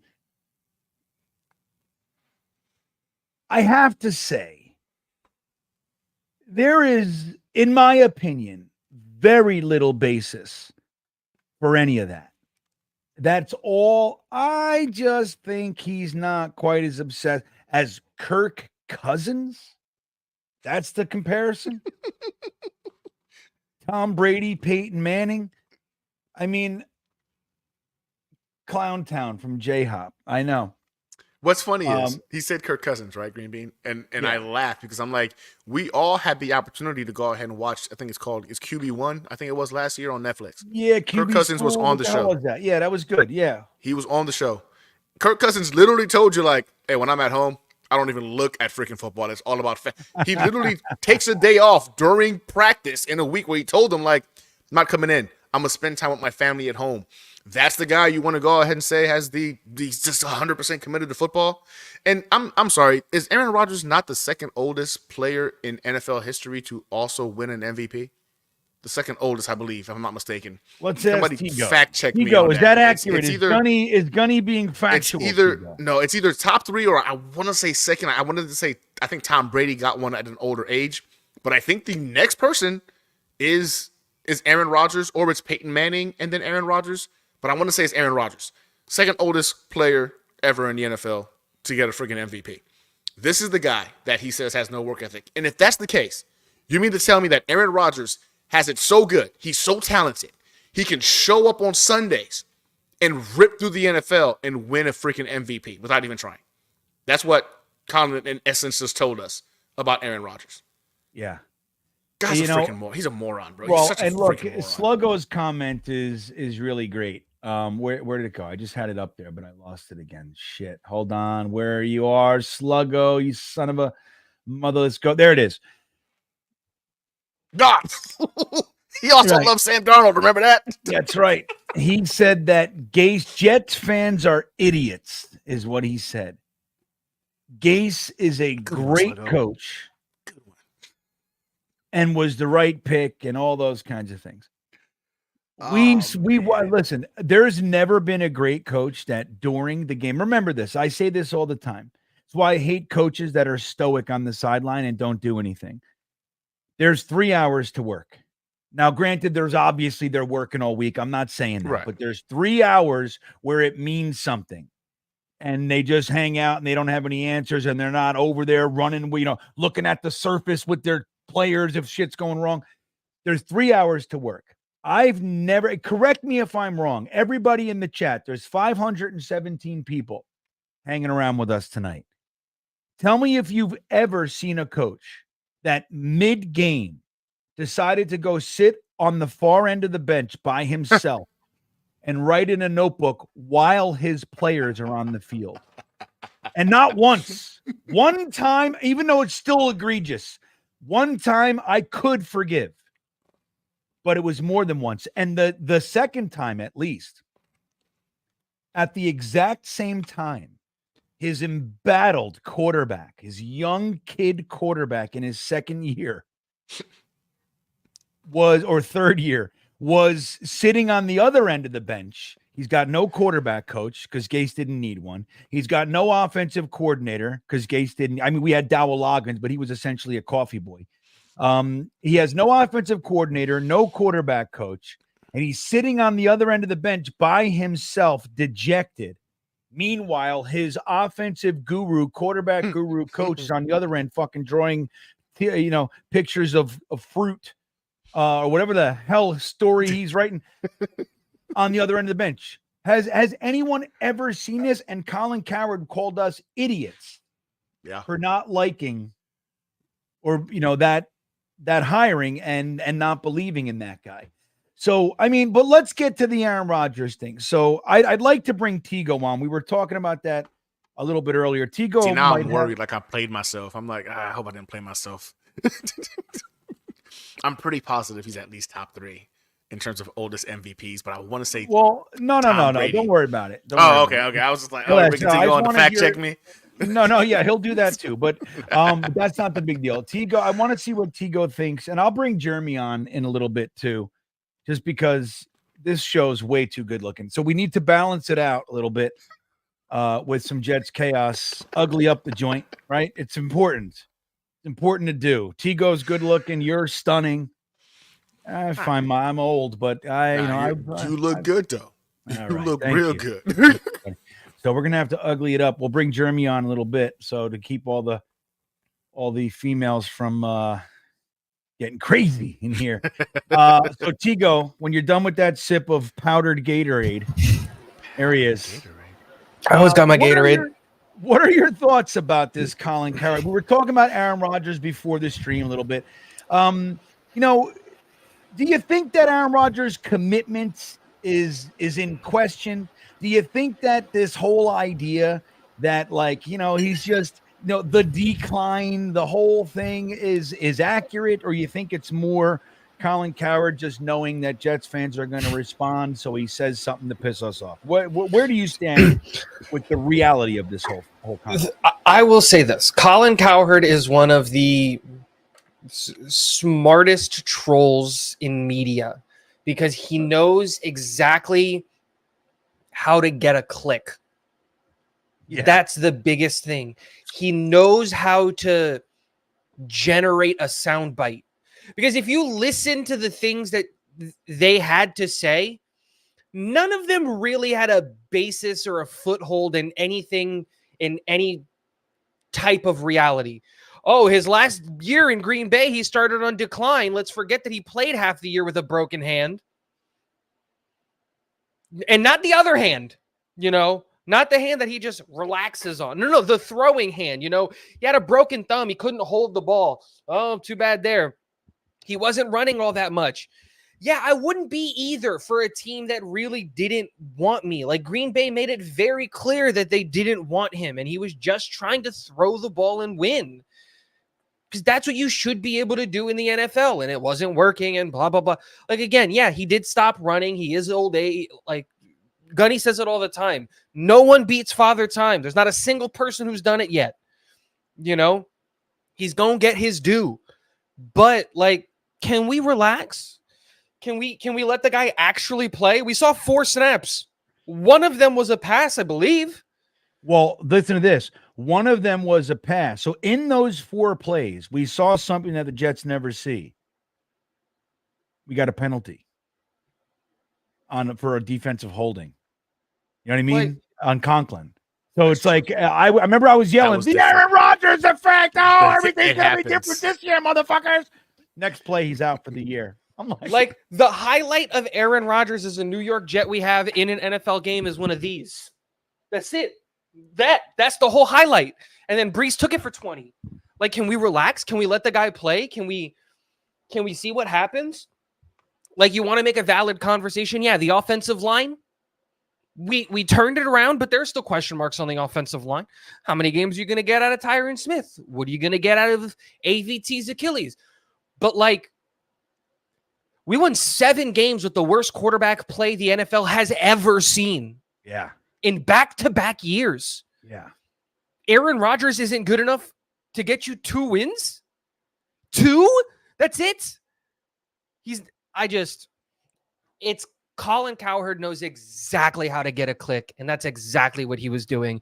And Gunny, Aaron Rodgers is tied for second for the oldest MVP in the NFL. All right, I knew it was top 3. I started doubting myself for a second. I was like, Gunny. a little bit too ambitious. He is tied for second. Tied for second. No, is it? Let me get Tom Brady. Yep. Aaron Rodgers, Peyton Manning. Yep. They are the 2 that are tied at 30. Well, there's actually 3 that are tied at 37. 4 tied at 37. Yeah, there are 4 people that are tied at 37 years old. It goes Tom Brady at 40, and then Aaron Rodgers, Peyton Manning, Rich Gannon, and Y.A. Tittle are all MVPs at 37. And those are your top 5 oldest MVPs. Yeah. All right, here we go. Here's what's important. Shawnee Rock says 127 likes. Really? That's a good point. Well, I got 138 now. Let me end this poll. I forgot to end the poll. But guys, another thing you forgot to mention, Tigo, in regards to the Aaron Rodgers aspect at Green Bay is that he also led the league in drop passes from the most accurate passes thrown to wide receivers. Right. It was ridiculous. So with the youngest wide receiver core, who also then all of them missed significant time. Yep. So there was never his wide receiver 1 was Alan Lazard. Sorry, that was. Think about it. No, yes, that is the correct reaction, Gunny. Yeah. That is how you're supposed to react when those words are said out loud and in public. Yeah. So, number 1, guys, if you wouldn't mind, hit those milk thumbs for us. Give the like button a smash. It's greatly appreciated. If you haven't subscribed to the channel, it's also greatly appreciated. Don't forget, I put Gunny's and Tigo's and Jeremy's and even Dom C's information in the chat as well. We got to support each other out here. These guys are working real hard. I mean, not Jeremy so much, but Tigo and Gunny, they work. Jeremy's working on Brooklyn Brothers. If you guys haven't checked that out, it's fun. It is an awesome show. It is. It's fun. It's a fun the foods. I Hey, love the reactions. Jeremy, I'm gonna bring Jeremy on real quick. Listen, I had a therapist today. She was eating a spicy chicken sandwich from Chick-fil-A. I said, Yeah. "Oh," I said, "You like spicy?" She goes, "I love spicy." I said, "You don't know spicy." She goes, "I don't know spicy." I said, "This," but I leaned in and I go like this. I'll ruin your fucking day. And you know what I was thinking about, right? Yeah, bringing in the last dab. The last dab. I was like, I'll ruin your day. Like, well, I don't want my day ruined, man. I'm like, fucking Jeremy. I'll ruin your day, your night, your day you. after. Wait, what are you saying, Tigo? Fucking talking football. I'm talking hot sauces over here. Yeah, what the fuck's going on? That's what I was talking. Is hot sauce. Oh, I've what'd had you the say? last dab. I said it ruined my day, night, the next day. I had nightmares about it for a week. Well, if you guys didn't see it, Jeremy, throw the link to that video in the private chat. I'll throw it in there for you guys. If you haven't seen it, me, Jeremy, and his brothers, they were kind enough to send me the collection of the what is it? The Heat Brothers, whatever the hell it is. But the last dab was in there, and what is it? Brooklyn Brothers food review. No. But the hot sauce pack, Hot ones. Hot ones. We show hot ones. Yeah, brothers. But we did it, and the last dab when we take it. I've never had it before, and I did it live for the first time with Jeremy and his brothers. And I will maintain, I think I handled it the best out of all three of the brothers. But boy, oh boy, in my head and in my body, what was really going on was not my reaction was not indicative of the pure pain I was in. I was like, wow, like I'm miserable right now. It was hot, dude. And I did like, I don't know, a quarter teaspoon, whatever it was, teaspoon at the most, not a full teaspoon, whatever the hell it was, but it was fucking brutal. But I'll throw that link in there so you guys can check it out. But okay, I'll find it. Yeah, Jeremy, I gotta send you. There's a Virginia hot sauce called Speedy's. It's amazing. I got it again here. It's from Virginia Beach. They make it right here, and it's honestly the best. It's got perfect heat, but it's the best. And I think about you every time I eat it. I swear to God, I got to send this to Jeremy. I definitely need more that tastes good that you can actually use. I just have so many hot sauces that I can't use because it's so. It's like that's the stuff you put 4 drops in a vat of chili to make it hot. That's how hot it is. Exactly. So exactly. That's the only way. And how many bottles of stuff like that do you need? Yeah. So let's see what RJ McPot's checking in, Jeremy. He says, how would you compare the hype behind Bowers coming out of the draft compared to Kyle Brady fucking being drafted? Well, look, number one, it was a different era, right, RJ? So there wasn't the hype machine like that there is today. That we had no internet. The internet didn't exist. So it was completely different. Now, people like myself, I told you, I used to buy those there were these paper magazines that would come out like Jets Confidential and like NFL draft prospects and all that kind of stuff. There were these magazines that you used to buy. And I would buy those. So I knew about Kyle Brady, but never in a million years did I think that the Jets were going to draft him. It was Warren Sapp all day long. If Warren Sapp's on the board, I mean, he's the pick. And when they took Kyle Brady and then Rich Kotite, who was our GM, don't forget, Dick Steinberg died. He passed away. So Leon Hess, rather than go out there and kind of muck up the works and hire, he just said, Kotite, you're the GM. So Kotite, having a very, very difficult time as a head coach, was also allowed to pick the play. It's crazy. But don't forget that year. I mean, the Warren Sapp, Kyle Brady thing gets tons of press, and it was the wrong move. But Kotite said, when a player like Kyle Brady is on the board, you can't pass up a rare specimen like him. And don't forget, though, they got Hugh Douglas, who won defensive rookie of the year that year. They had 2 first-round picks. He was like pick 21 or 23 or whatever it was. So their plan was sound. we're going to get Kyle Brady and Hugh Douglas as opposed to Warren Sapp. And then the guys that are going to be in the back end for our offense aren't going to be quite as quality. Now, Kyle Brady had a very strong career mostly with Jacksonville. I mean, he was a very good player. He's just not in the Hall of Fame like Warren Sapp. You know what I mean? And all the Jets fans, we want Sapp. That was back in the day when it was only Jets and Giants fans and a couple Phillies in the draft audience. I mean, there were no Niners fans. There were no Lions fans. There were no Cardinals fans in the audience. It was Jets and Giants, and we were loud and proud. So it's just an interesting thing. But when you compare it, the Bowers hype far exceeds any hype for anything else because we didn't have the hype machines that we do now. But Jeremy, do you remember that pick? Yeah, and it's a reminder that nobody, and Gunny said it before. He goes, the guy hasn't played an NFL snap, and what I put in the chat was none of these prospects have, and that's the thing we have to remember. I mean, we've been watching GreenBean, you and me, for over 40 years. Everybody here's been watching football. I think we all know that there are no sure things. That every player in every position might bust and might not be the right guy. The biggest problem I have with all the hype of Bowers, like where it's so hyped, in both ways, people criticizing him and then people acting like he's, a future Hall of Famer, is it's hard for me to believe that somebody's going to go top 10 when they have such a big limitation. Like, we know he's not an inline tight end. And that's surprising. You'd think that a generational tight end, the guy that everybody's talking about, would be a guy that does everything. He's special as a receiver and as a weapon, but he's also an inline tight end that can block and pass protect. And the fact that we know he's not an inline tight end and he's still being talked about as a top 10, that's kind of what's crazy to me. Yeah. I think when you argue the whole tight end aspect because of some of those limitations, and then you know what? He's a weapon, not a tight. He's a weapon. Like, when you got to go ahead and create his own. Yeah. Oh, I hear you. I feel the same way. Again, like you just said, at top 10, that to me, it's just it's too much of a risk. We're playing a game here that's too much of a risk in a very narrow window in which we're going to go ahead and have Aaron Rodgers.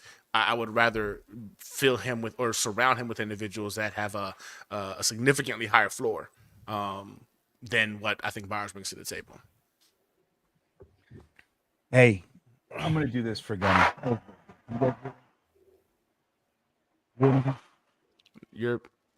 Say it again? Nothing. Hear that? Nothing? No. How about this? Comes in and out. Yeah. Press and hold the button. Hold on.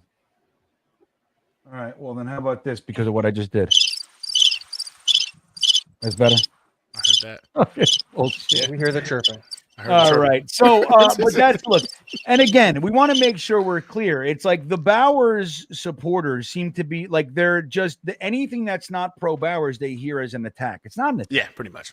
And look, and I've shared with you guys over the years, I'm tight end central over here, right? I really am. I say that the tight end position is way undervalued. It can be one of the most valuable positions on the entire offense. A guy that can block well enough to help out the offensive line, but can peel off and be a receiver. And then once the ball's in their hands, can run over defensive backs and safety. Like, who else can do all that? So I'm a huge tight end guy. The Jets historically have always preferred to have specialists. They have a pass catching tight end and a blocking. I hate it. I hate it. I want guys that could do both when they're on the field. Right? It's not it's like if you bring out a blocking tight end, what's that an indicator of? Well, he's not going out. He's not doing shit. He's going to block. That's probably a running play. Yep. And might as well just bring in another offensive lineman. Right. Just fucking throw George Fant out there, right? But I prefer guys, and they're out there, that can block well on the line and they can peel off and they can be a viable pass catching threat. And again, I don't like tight ends. They're 258 pounds, and a defensive back hits them in the thigh and they go down. I boo those tight ends. I'm like, boo, you are misusing your size, sir. You know, like I want the guys that are like, there's no way that this $185, 5'10" and a half guy is going to take me down by jumping at my thighs. It's just not stick your arms out all day. I'm going to rip them off. Those are the tight ends that I want. And they're out there, right?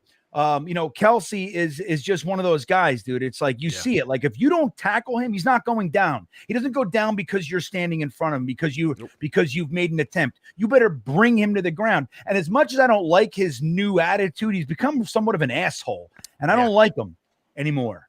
I never liked a fan of him too. Yeah, I mean, I'm not a fan of anybody, Gunny. The truth is, if they're not Jets, but there are players you can appreciate, right? Yeah. And it's like, but Kelsey, what a douche. And but still, you gotta respect. Like, if you try to take him down with some half-assed attempt, he's not going down. And I like that. Like, that's the kind of guys that we want. Bowers has that. He doesn't go down. His broken tackle rate is exceptional. So, that's a positive. But you also want a guy that you feel confident can block. I mean, and look, if you value it and he can block the defensive backs and the safeties, and he can do a good job on linebackers, and if that's enough for you, that's fine. At least he's willing and in on the second level to do that. That's fine too. Again, if the Jets decide that he's the guy, I'm fully behind it, because I think he's a very talented guy. But Gunny nailed it. If he's not, if you're looking for, he's not a wide receiver, he's not a tight end, so we're going to call him a weapon. Like, I don't know, dude. I don't like it. Maybe I'm a purist. Maybe I'm old. I don't know. I'm antiquated. I don't know. But I just, it's how I see it. And football is football. It hasn't changed. I know the schemes and all that have changed, and the rules and all, but football has always been football. And football is not that complicated, everybody. It's just not that complicated. You're faster, you're bigger, you're stronger, you're smarter, you're going to fucking win. And it's that simple to me. And with Hackett, it's going to be hard. So anyway, what do we got here? I saw a comment here. Where was it? Oh, damn it. Anyway, I lost it. I'm sorry, whoever it was. Oh, here it is. Brian Bourne. The 800-pound gorilla in the room is that the mainstream media does not like Aaron Rodgers' stance on many topics, including COVID and vaccines, is interfering with their opinion. I agree with that. I think that you can see it some of the time. Like, you can actually see it. Like, there's nothing substantive to their argument. They just don't like him. Yep. You know what I mean? They just don't like him. So they make up all this stuff and they kind of embellish these opinions. Like, look, if you're going to say that his last year in Green Bay was a decline objectively, and say, well, he had a broken thumb, he had some limitations, but he definitely was a down year for him. And I'm concerned whether I'm unsure if I feel like he can come back after the Achilles. It's all fine to say that, but to paint some picture that like he doesn't care about football, you know what I mean? It's like, I don't know where that's coming from. Like, you just don't like the guy, so it makes no sense to me. Just because he has a life outside of football in the offseason doesn't mean that he doesn't care about football. You're allowed to have a life. Yeah. Agreed. Zach Wilson obsessed over football. He's not Tom Brady. Just because you obsess over something doesn't make you good at it. Right. Louis Attiles asking, is that Conklin? I think what you're referring to is Conklin a blocker and receiver? Yeah. I mean, he's not the best blocker in the world, but he can block much better than Uzoma. I'll tell you that. Yep. And he uses technique because of the fact that he might not have the blocking strength necessary to go ahead and hold people off. And technique to me will always buy you time. And you saw Conklin do that at a high clip for us the last couple of years. And he's gotten better each year, too. Like, that's the other thing, too. Improvement from year one with us to year two in terms of his blocking technique. Agreed. And I happen to like Tyler Conklin. I love Conklin. I agree. Yeah, he's a quality tight end. And again, like we talked about, what he's put together with Zach Wilson, Tim Boyle, and the rest throwing him the ball. I can't wait to see what he can do with an Aaron Rodgers. But so I want to bring up a thing, because I've heard both of you guys say it a couple of times now, and please I know this is. Why am I going to say anything? This is going to be me being a. People are going to be like, "Oh, he's defending Nathaniel Hackett. Ah, hit him with a pitchfork," and I'm not. But why is it that we can give excuses for performances for guys like Tyler Conklin and the offensive line and other players in terms of not hitting the potential that we think that they can hit because of the quarterback play, but we're not doing the same thing for the offensive coordinator? Why is it that we go and we say, look, Tyler Conklin, he's never hit 1,000-yard receiving season. He's never really been all that great of a tight end, but all of the pieces are there. And if we just had a quarterback that could see the field, like 1/10 of the field, because Zach couldn't even see that. If he could see one tiny sliver of the field and see any person running open, there would be so many more yards that the team would have gotten, touchdowns that the team would have gotten, like everything. Like, Zach Wilson is objectively one of the worst, if not the worst, starting quarterback to get as much rope as he did in the NFL ever. And it was because of that number 2 overall pick. And we saw as the year went on, how the playbook had to get simpler and simpler and simpler and simpler to just try to get Zach to hit someone who was wide open, and he still couldn't do that. All right. So Let me reply to you. Okay. Real quick. So why is it that we can't look at a guy like a Brock Bowers? Because, again, I am pro Brock Bowers. I would be excited if we went and we got him. I don't love the pick at 10.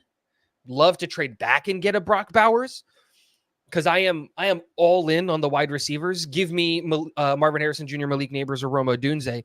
But, like, my thing is, when you have a quarterback that can see the field, you can do more out of the playbook. You can put players into motion. You can put multiple players into motion. And bringing in a guy who, and I think Gunny, GreenBean, you said this before, and I think it was a little bit, I think it's a flawed thought process. But having a guy who can come in and ready for you now, buddy. Let's do it.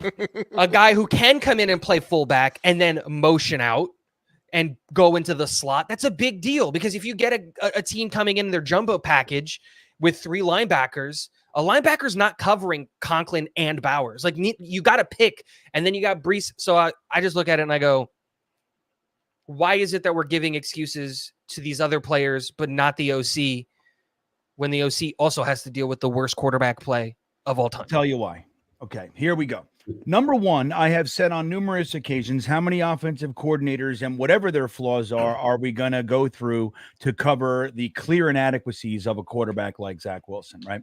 So, and I will also add that the argument that Zach was thrown to the wolves, obviously, with Knapp passing away, that's all very, very real too. The offensive line is all real, right? But so, and I've watched film of every single game, broken down, although maybe the last few of last year, I just lost interest in do it. But up to that point, there were open receivers on more than enough occasions that Zach just couldn't get the ball to them for whatever reason. There was enough time. So that's why a lot of my blame goes to him.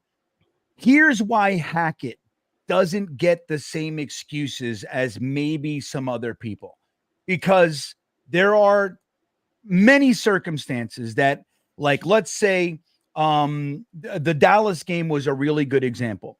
You had Becton and AVT on the right side of the line. Plus, you had Ruckert when he came in for the 4 or 5 plays that he did. They were blocking exceptionally well on the right side. He continually forces the ball to the left side where they're struggling with. That's where Micah Parsons is. He's eaten, at that time, it was Dwayne Brown's lunch. Uzoma, he's continually using Uzoma, even though he clearly can't do the job.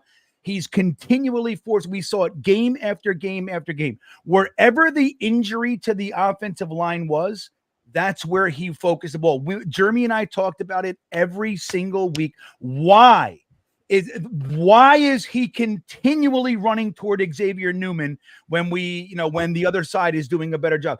It's constant.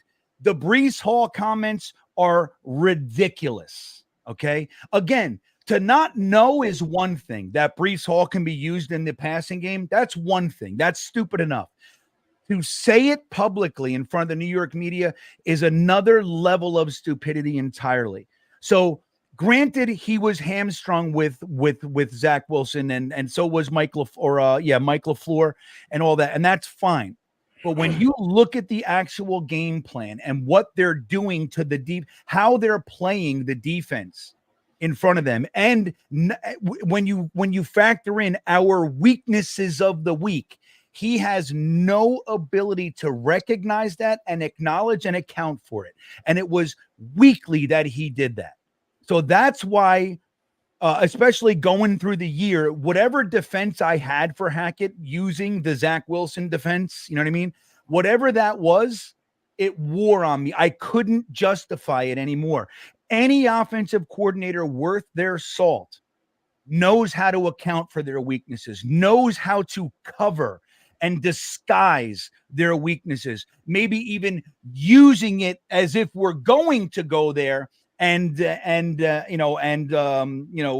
using the other side, whatever it might be. So that's where Hackett, it was consistent on a weekly basis, dude. Zach's inadequacies and the offensive line inadequacies all being considered, Hackett was lost. It was almost as if Tigo, and this is speculation, but it seemed to me as if he's not really watching the game. He's and how many delay of games were on him? He's just kind of picking a play. That's what it seems to me. It doesn't seem like he's like, oh, well, that worked. Oh, I see them, what they're doing here. I'm going to fucking use that against them. I'm going to feed. He doesn't do that. He doesn't know how to do. That's what it seems like to me. It seems like he's just going, this is a good play. And he's just running a play that doesn't make cohesive sense to an overall game plan. And it was weekly that we saw that. He's in charge of the offense. But could you not say make those decisions? And that's my whole point with Hackett. But could you not say that you get to a point when your quarterback is that bad that you're just like, there is no plan. You can't have a plan because whatever plan you have isn't going to work. Again, I'm not sitting here trying to, because you make a lot of great points, and the Dallas game, I think, is a perfect example of that. Is, yeah, the right side's working, run at the right side. Like, that's it. But I just look at it and I go, I don't, it's the Mike Tyson saying everybody has a great plan until you get punched in the face. And it's really hard because you're going to get punched in the face immediately because it doesn't matter what play you call. You know it's not going to work. Just fundamentally, you know it's not going to work. But the because thing is this, the thing is this. It's not just that we saw him do this with the Jets. Like, even some of the play design. If we talked about this, some of the fact that there was no separation in terms of depth, in terms of some of the routes being run, and it was consistent across the board. At first, we blame the wide receivers for running their routes a little too shallow and not creating a window enough for the quarterback to go ahead and target. But when you see it over multiple games, and then you go back and then you watch the freaking Denver Broncos games, and you saw it there too. There's an issue there where the OC is the issue, right? Like, Russell Wilson, we all thought was washed. He was done. He put up freaking top 10 numbers last year with a new offensive coordinator. Same team around him, same offensive, but new offensive coordinator. He put up top 10 numbers. And I think why we give a pass to a guy like Conklin is because I think it breaks down to in spite of. Like, Conklin has literally put up top 12 tight end numbers in spite of having the 32nd ranked quarterback play, in spite of having the 31st ranked offense in back-to-back years. So I think that's why, like, it's easier to look at a guy like Conklin and see what he can be, because we're like, man, you've done this when you've had really no help from the quarterback and no help from the OC. And I think that's why that you look at it and you're like, well, it wasn't just last year, man. Like, he did this with the Denver Broncos as well.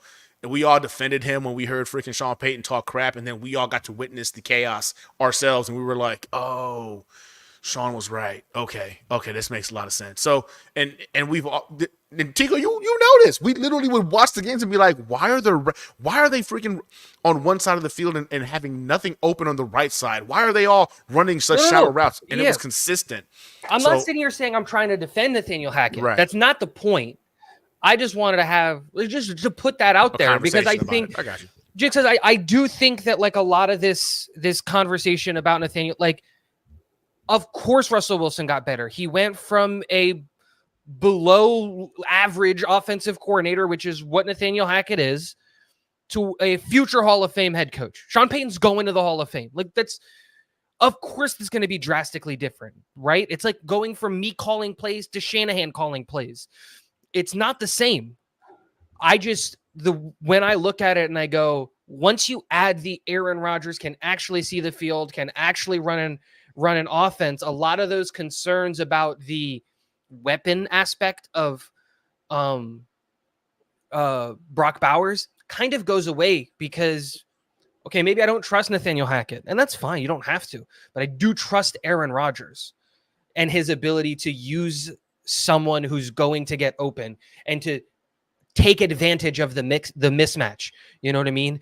Aaron Rodgers is smart enough to realize when their jumbo packages out there and Brock Bowers and Tyler Conklin are on the field, and to go out and put everybody out wide, hurry up the offense, and it's those kinds of things. He's smart enough to take advantage of those mistakes. If that's what we're depending on, then the offensive coordinator is dog shit.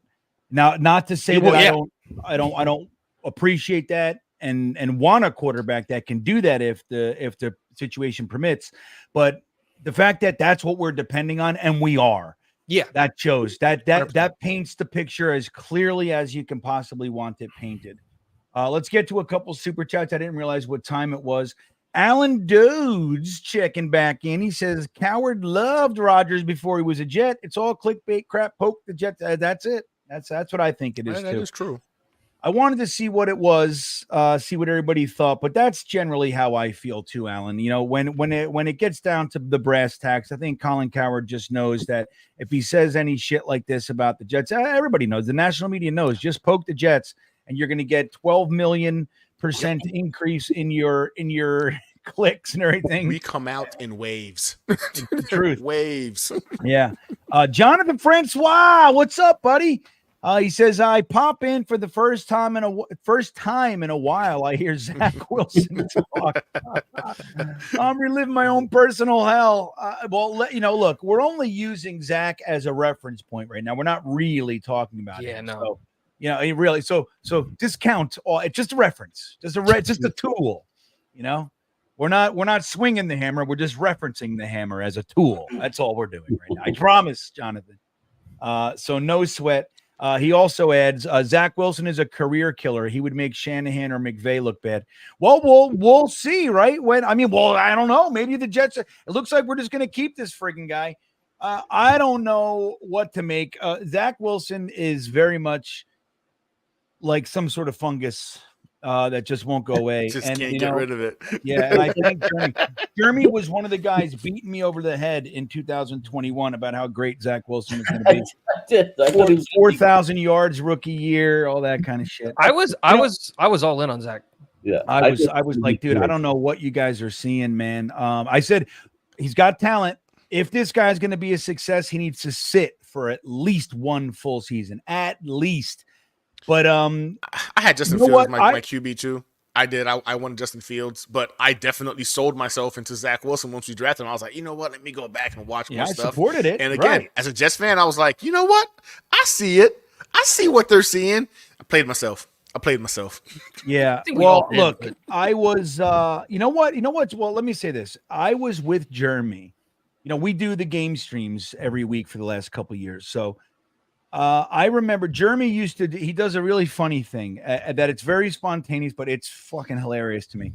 When the guy's jersey that he's wearing does anything good, he does this, that's my boy.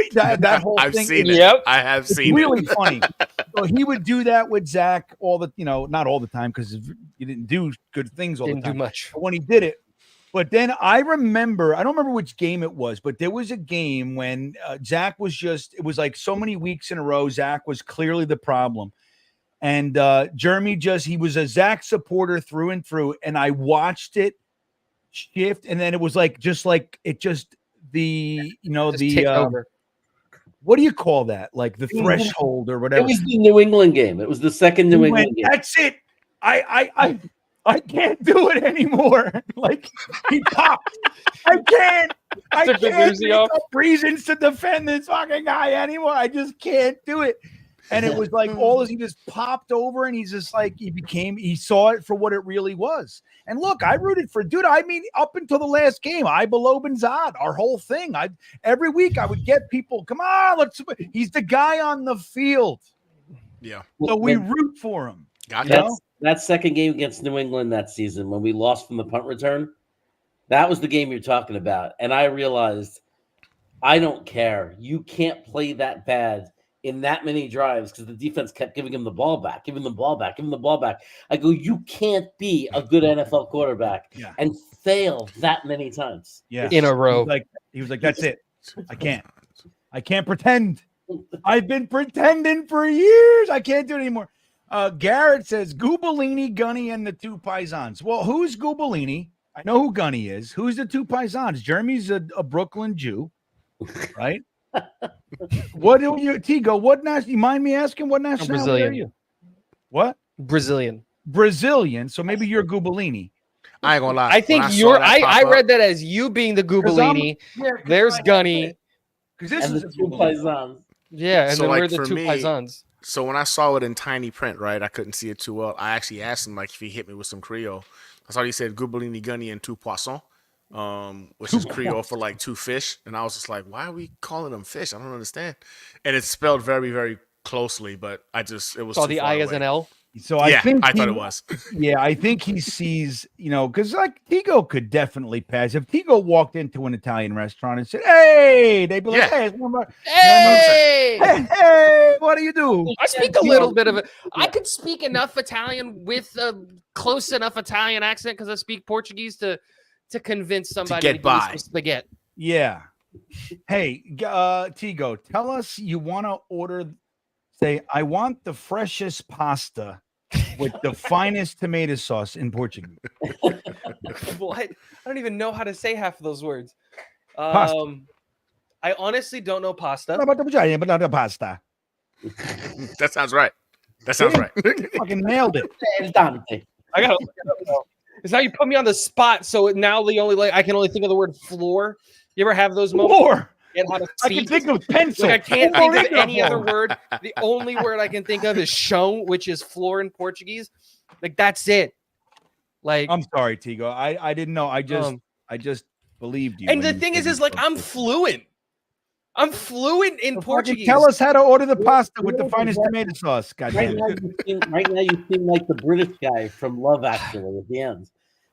What's that? What's Love Actually? What is that? That's massa. There it is. Oh man, I couldn't remember. Like it literally, I could not remember the word. It's also the same word in Italian. I should have known that either. And I guess to say that it would be eu quero a melhor massa que você tem com. What? How do you say sauce? Com o melhor molho de tomate que você tem. Boom. There it is. You asked me to do word. We don't use pasta and tomato sauce. You want rice and beans? Yeah. Like that's what we do. Right. Yeah. I got rice and beans, man. I love pasta, but I don't know how to say that stuff in Portuguese. Yeah, They don't talk about it I very don't much. even know if we have a word for pasta in Creole. You know, when I dated a Puerto Rican girl for 7 years, right? So we would go down to really like fresh over, like her family was one generation in America and they lived in Puerto Rico. So we would go down there to Puerto Rico every year for like a couple weeks and we'd hang out. And one day her brother, who was a chef, he wanted to make the family something nice. So he wanted to make chicken franchise and linguine and everything. And he was making it and he serves it. And I shit you not, like 3 of the people, like included the one uncle, they looked at it, they're like, and they went to the pot. There's always a pot of rice on the stove. Always there. Yep. 100%. They were like, thank you, gracias very much. And they fucking started filling their plate with rice and putting beans on it. They're like, yeah, thanks, buddy, but there's no rice. I don't understand what the fuck you're putting in front of us. He was so hurt.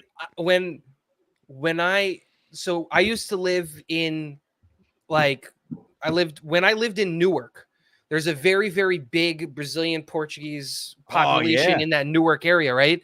Yeah. So when I was there, I didn't learn about like American food, like really, like burgers and hot dogs, like and pizza, like I knew about all that stuff, right?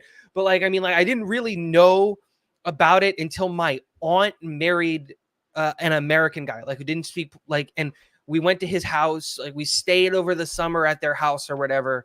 And I was just like, he comes out with like steak and potatoes. And I'm like, okay, this is dope. Now where's the rice? And they were like, rice? And they're like, we didn't make rice. And I was like, all right, cool. But like, I got to go. But where's the rice? But where's the rice?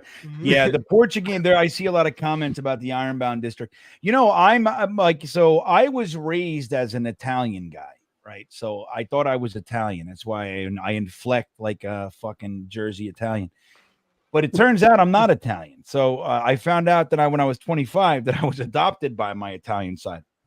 So it turns out I'm predominantly Irish and Scottish, but I have just enough Portuguese that I don't burn like all my Irish brethren in the sun. So it's like nice, like just enough that I can hang out in the sun. Just a kiss of Portuguese. Just a little bit. But my mother's father was Portuguese, and like a lot of our like recipes that we ate as a kid were Portuguese, you know, like Portuguese steak, like with the egg, and there's all kinds of like lentil soups and all kinds of shit like that from Portugal. Not the Brazilian. Yeah, very different. From very it's different, even though they speak the same language, but from actual Portugal. Barely. But man, oh man, I love Portuguese food, dude. Like I do too. It's one of my faves.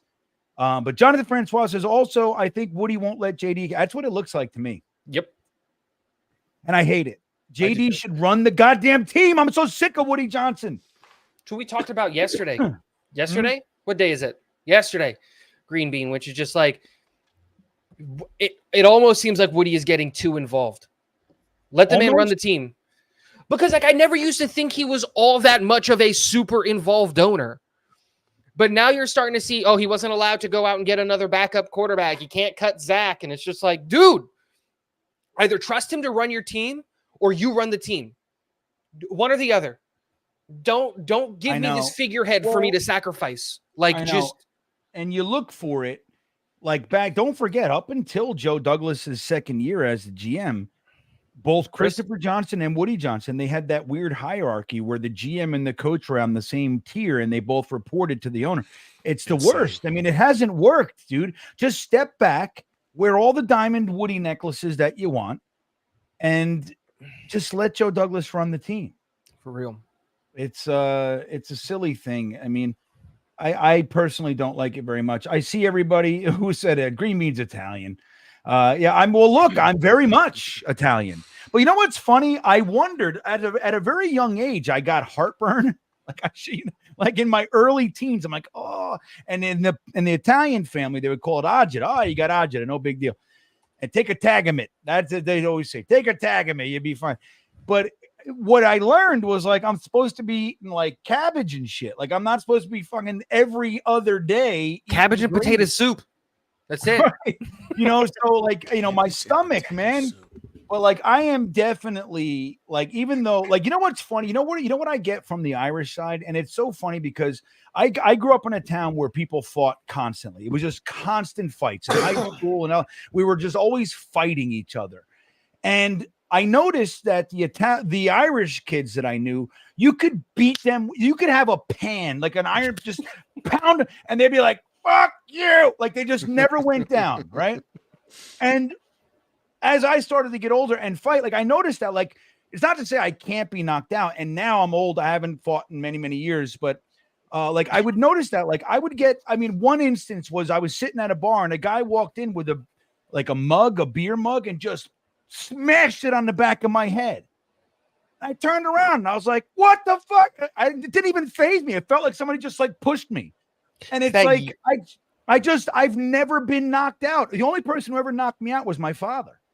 You know what I mean? My father was no joke, but so that was a whole different thing. I was smoking pot and for first time, but you know, a whole different story. But like that's what I get from the Irish side. Is like you just breeze through that story without any context. Like but everything else, some context, GreenBean. But everything else is like I'm totally Italian. I'm like always do. I'm hitting people in the face. I'm like fucking hey, what do you do? But yeah, anyway. So there it is. Joe Farrow checking in. GreenBean being a Jet fan is a lot of odds. Tell me about it, dude. That is the truth. I missed a couple. I see these. Yeah, I know, dude. It's the most odds that you can get. I mean, there's no other team that does it quite like the Jets. Hennessy, Zach threw dirt balls, and we blamed Mike LaFleur. Stop it. I know. Mike LaFleur. I didn't want to see him go. You can. I defended him too. I did. But the whole arguing with players and no development, like, look, as an offensive coordinator, there's more to it than play design, right? But I did like Mike LaFleur's play design. And when I broke down those films, there were he schemed guys open consistently. Elijah Moore was never covered. Not once. That whole year, the last year of Mike LaFleur, looked like it. Elijah Moore was never not open. It really looked like never not open. Just couldn't see him. We just couldn't find him. Same thing could be said about Garrett Wilson. Garrett Wilson was never not open. And Jonathan Francois, look, you shouldn't have put this out there, buddy. Everything was good. I was rocking with you until this comment. Won't happen, but I would draft Penix. It's a twice surgically repaired knee and a surgically repaired shoulder. Yeah, dude, you can't do it, Francois. Look, I love Penix. Penix would be so high up on my board if he didn't have those surgeries. He's my QB1 without the injuries. I have injuries too. Too much. Yeah, Too much, Francois. Too much. And real quick, Billy SBC just says he made finger sandwiches with his mom once. And that's important. And I'm happy to know that now, Billy. You know, it's important. Billy's the best. All right, guys, that's it, man. It's 10, 11, 12, and I'm tired, and that's it. 2 hours and 11 minutes. You know, I think we did okay. We're not going to go through. Everybody's got shit. Go ahead and support Situation Report. The link is in the description of this very video. Talking Jets with Tigo. The link is in the description of this very video. Jets Chaos. Jeremy right there. The link to his page is in the description of this very video. Put the link in the chat to watch you eat hot sauce. All right, I forgot all about that. All right, where is it? All right, so I'll pin it for the last few seconds here. If you want to see us, do you know what timestamp it is, Jeremy? Like when we start eating the hot stuff? It's later in the video. You can see us eat the last dab. It's supposedly the hottest hot sauce on the planet. It's the third sauce. So if you want to go right to it, you probably have to fast forward. Just click past it. But yeah, there it is. The link's there. Go ahead and check it out. Us, Brooklyn Brothers Food Review. It's fun, man. They do good stuff on there. But with that all said, let's just hope Phil Adams can get back into Alton Towers after trying to steal a sea lion in the 70s. There he is, Phil. Fucking Phil, dude. Phil almost got into a fist fight when the Jets were in London last time playing the Falcons. He almost had to teach somebody a lesson. I'm glad you didn't. I'm glad your girl was there with you, but because that sometimes it's that's it. The woman next to us, it's enough to keep us from getting ourselves level-headed. Yep. Yeah, it keeps just enough to keep us out of trouble. I realized that when I was in Jersey, almost fighting someone because my wife wasn't there. Yeah, you're like, oh shit. I was like, there's no one to keep me here. I'm just gonna go. I might go to jail today. Yeah, it's when you call your wife. You're like, hey, I want to just tell you I appreciate and love you. I love you more than I realized I did. I just want you to know that. I called her that night, and I was just like, I realized how much you calmed me down. Yeah. All right. Well, with that all said, everybody, that's the end of our show. I want to remind you just very quickly, the draft party, the link is in the description. Come and hang with us. It's going to be epic. Every year we do the live stream. This is going to be the best year yet, in my opinion. We have our first on-location live stream. It's going to be great. And what else? I think that's about it, everybody. So with that all said, I hope you guys enjoy the rest of your evening. Happy Friday, everybody. And we will see you next time. Happy Easter. Happy Easter, everybody. That's a thing. Happy Easter. Yeah. This weekend. Thank you, Gunny. I got you. All right. Happy Easter, everybody. And happy Passover coming to all my Jeremys out there. Oh, there it is. Hey, you know, I'm with it. You know I'm with it, Jeremy. All right, here we go. Good night, everybody. Good night. Yeah, here we come, baby. Here we come. Here come the Jets, man. I want to kiss you. Thanks, Joe. Yeah. You want to run or you want to duck down? You want to duck just go over and get onto the bench and stay there. You play to win the game. My message for the fans, we're all frustrated with where we are right now.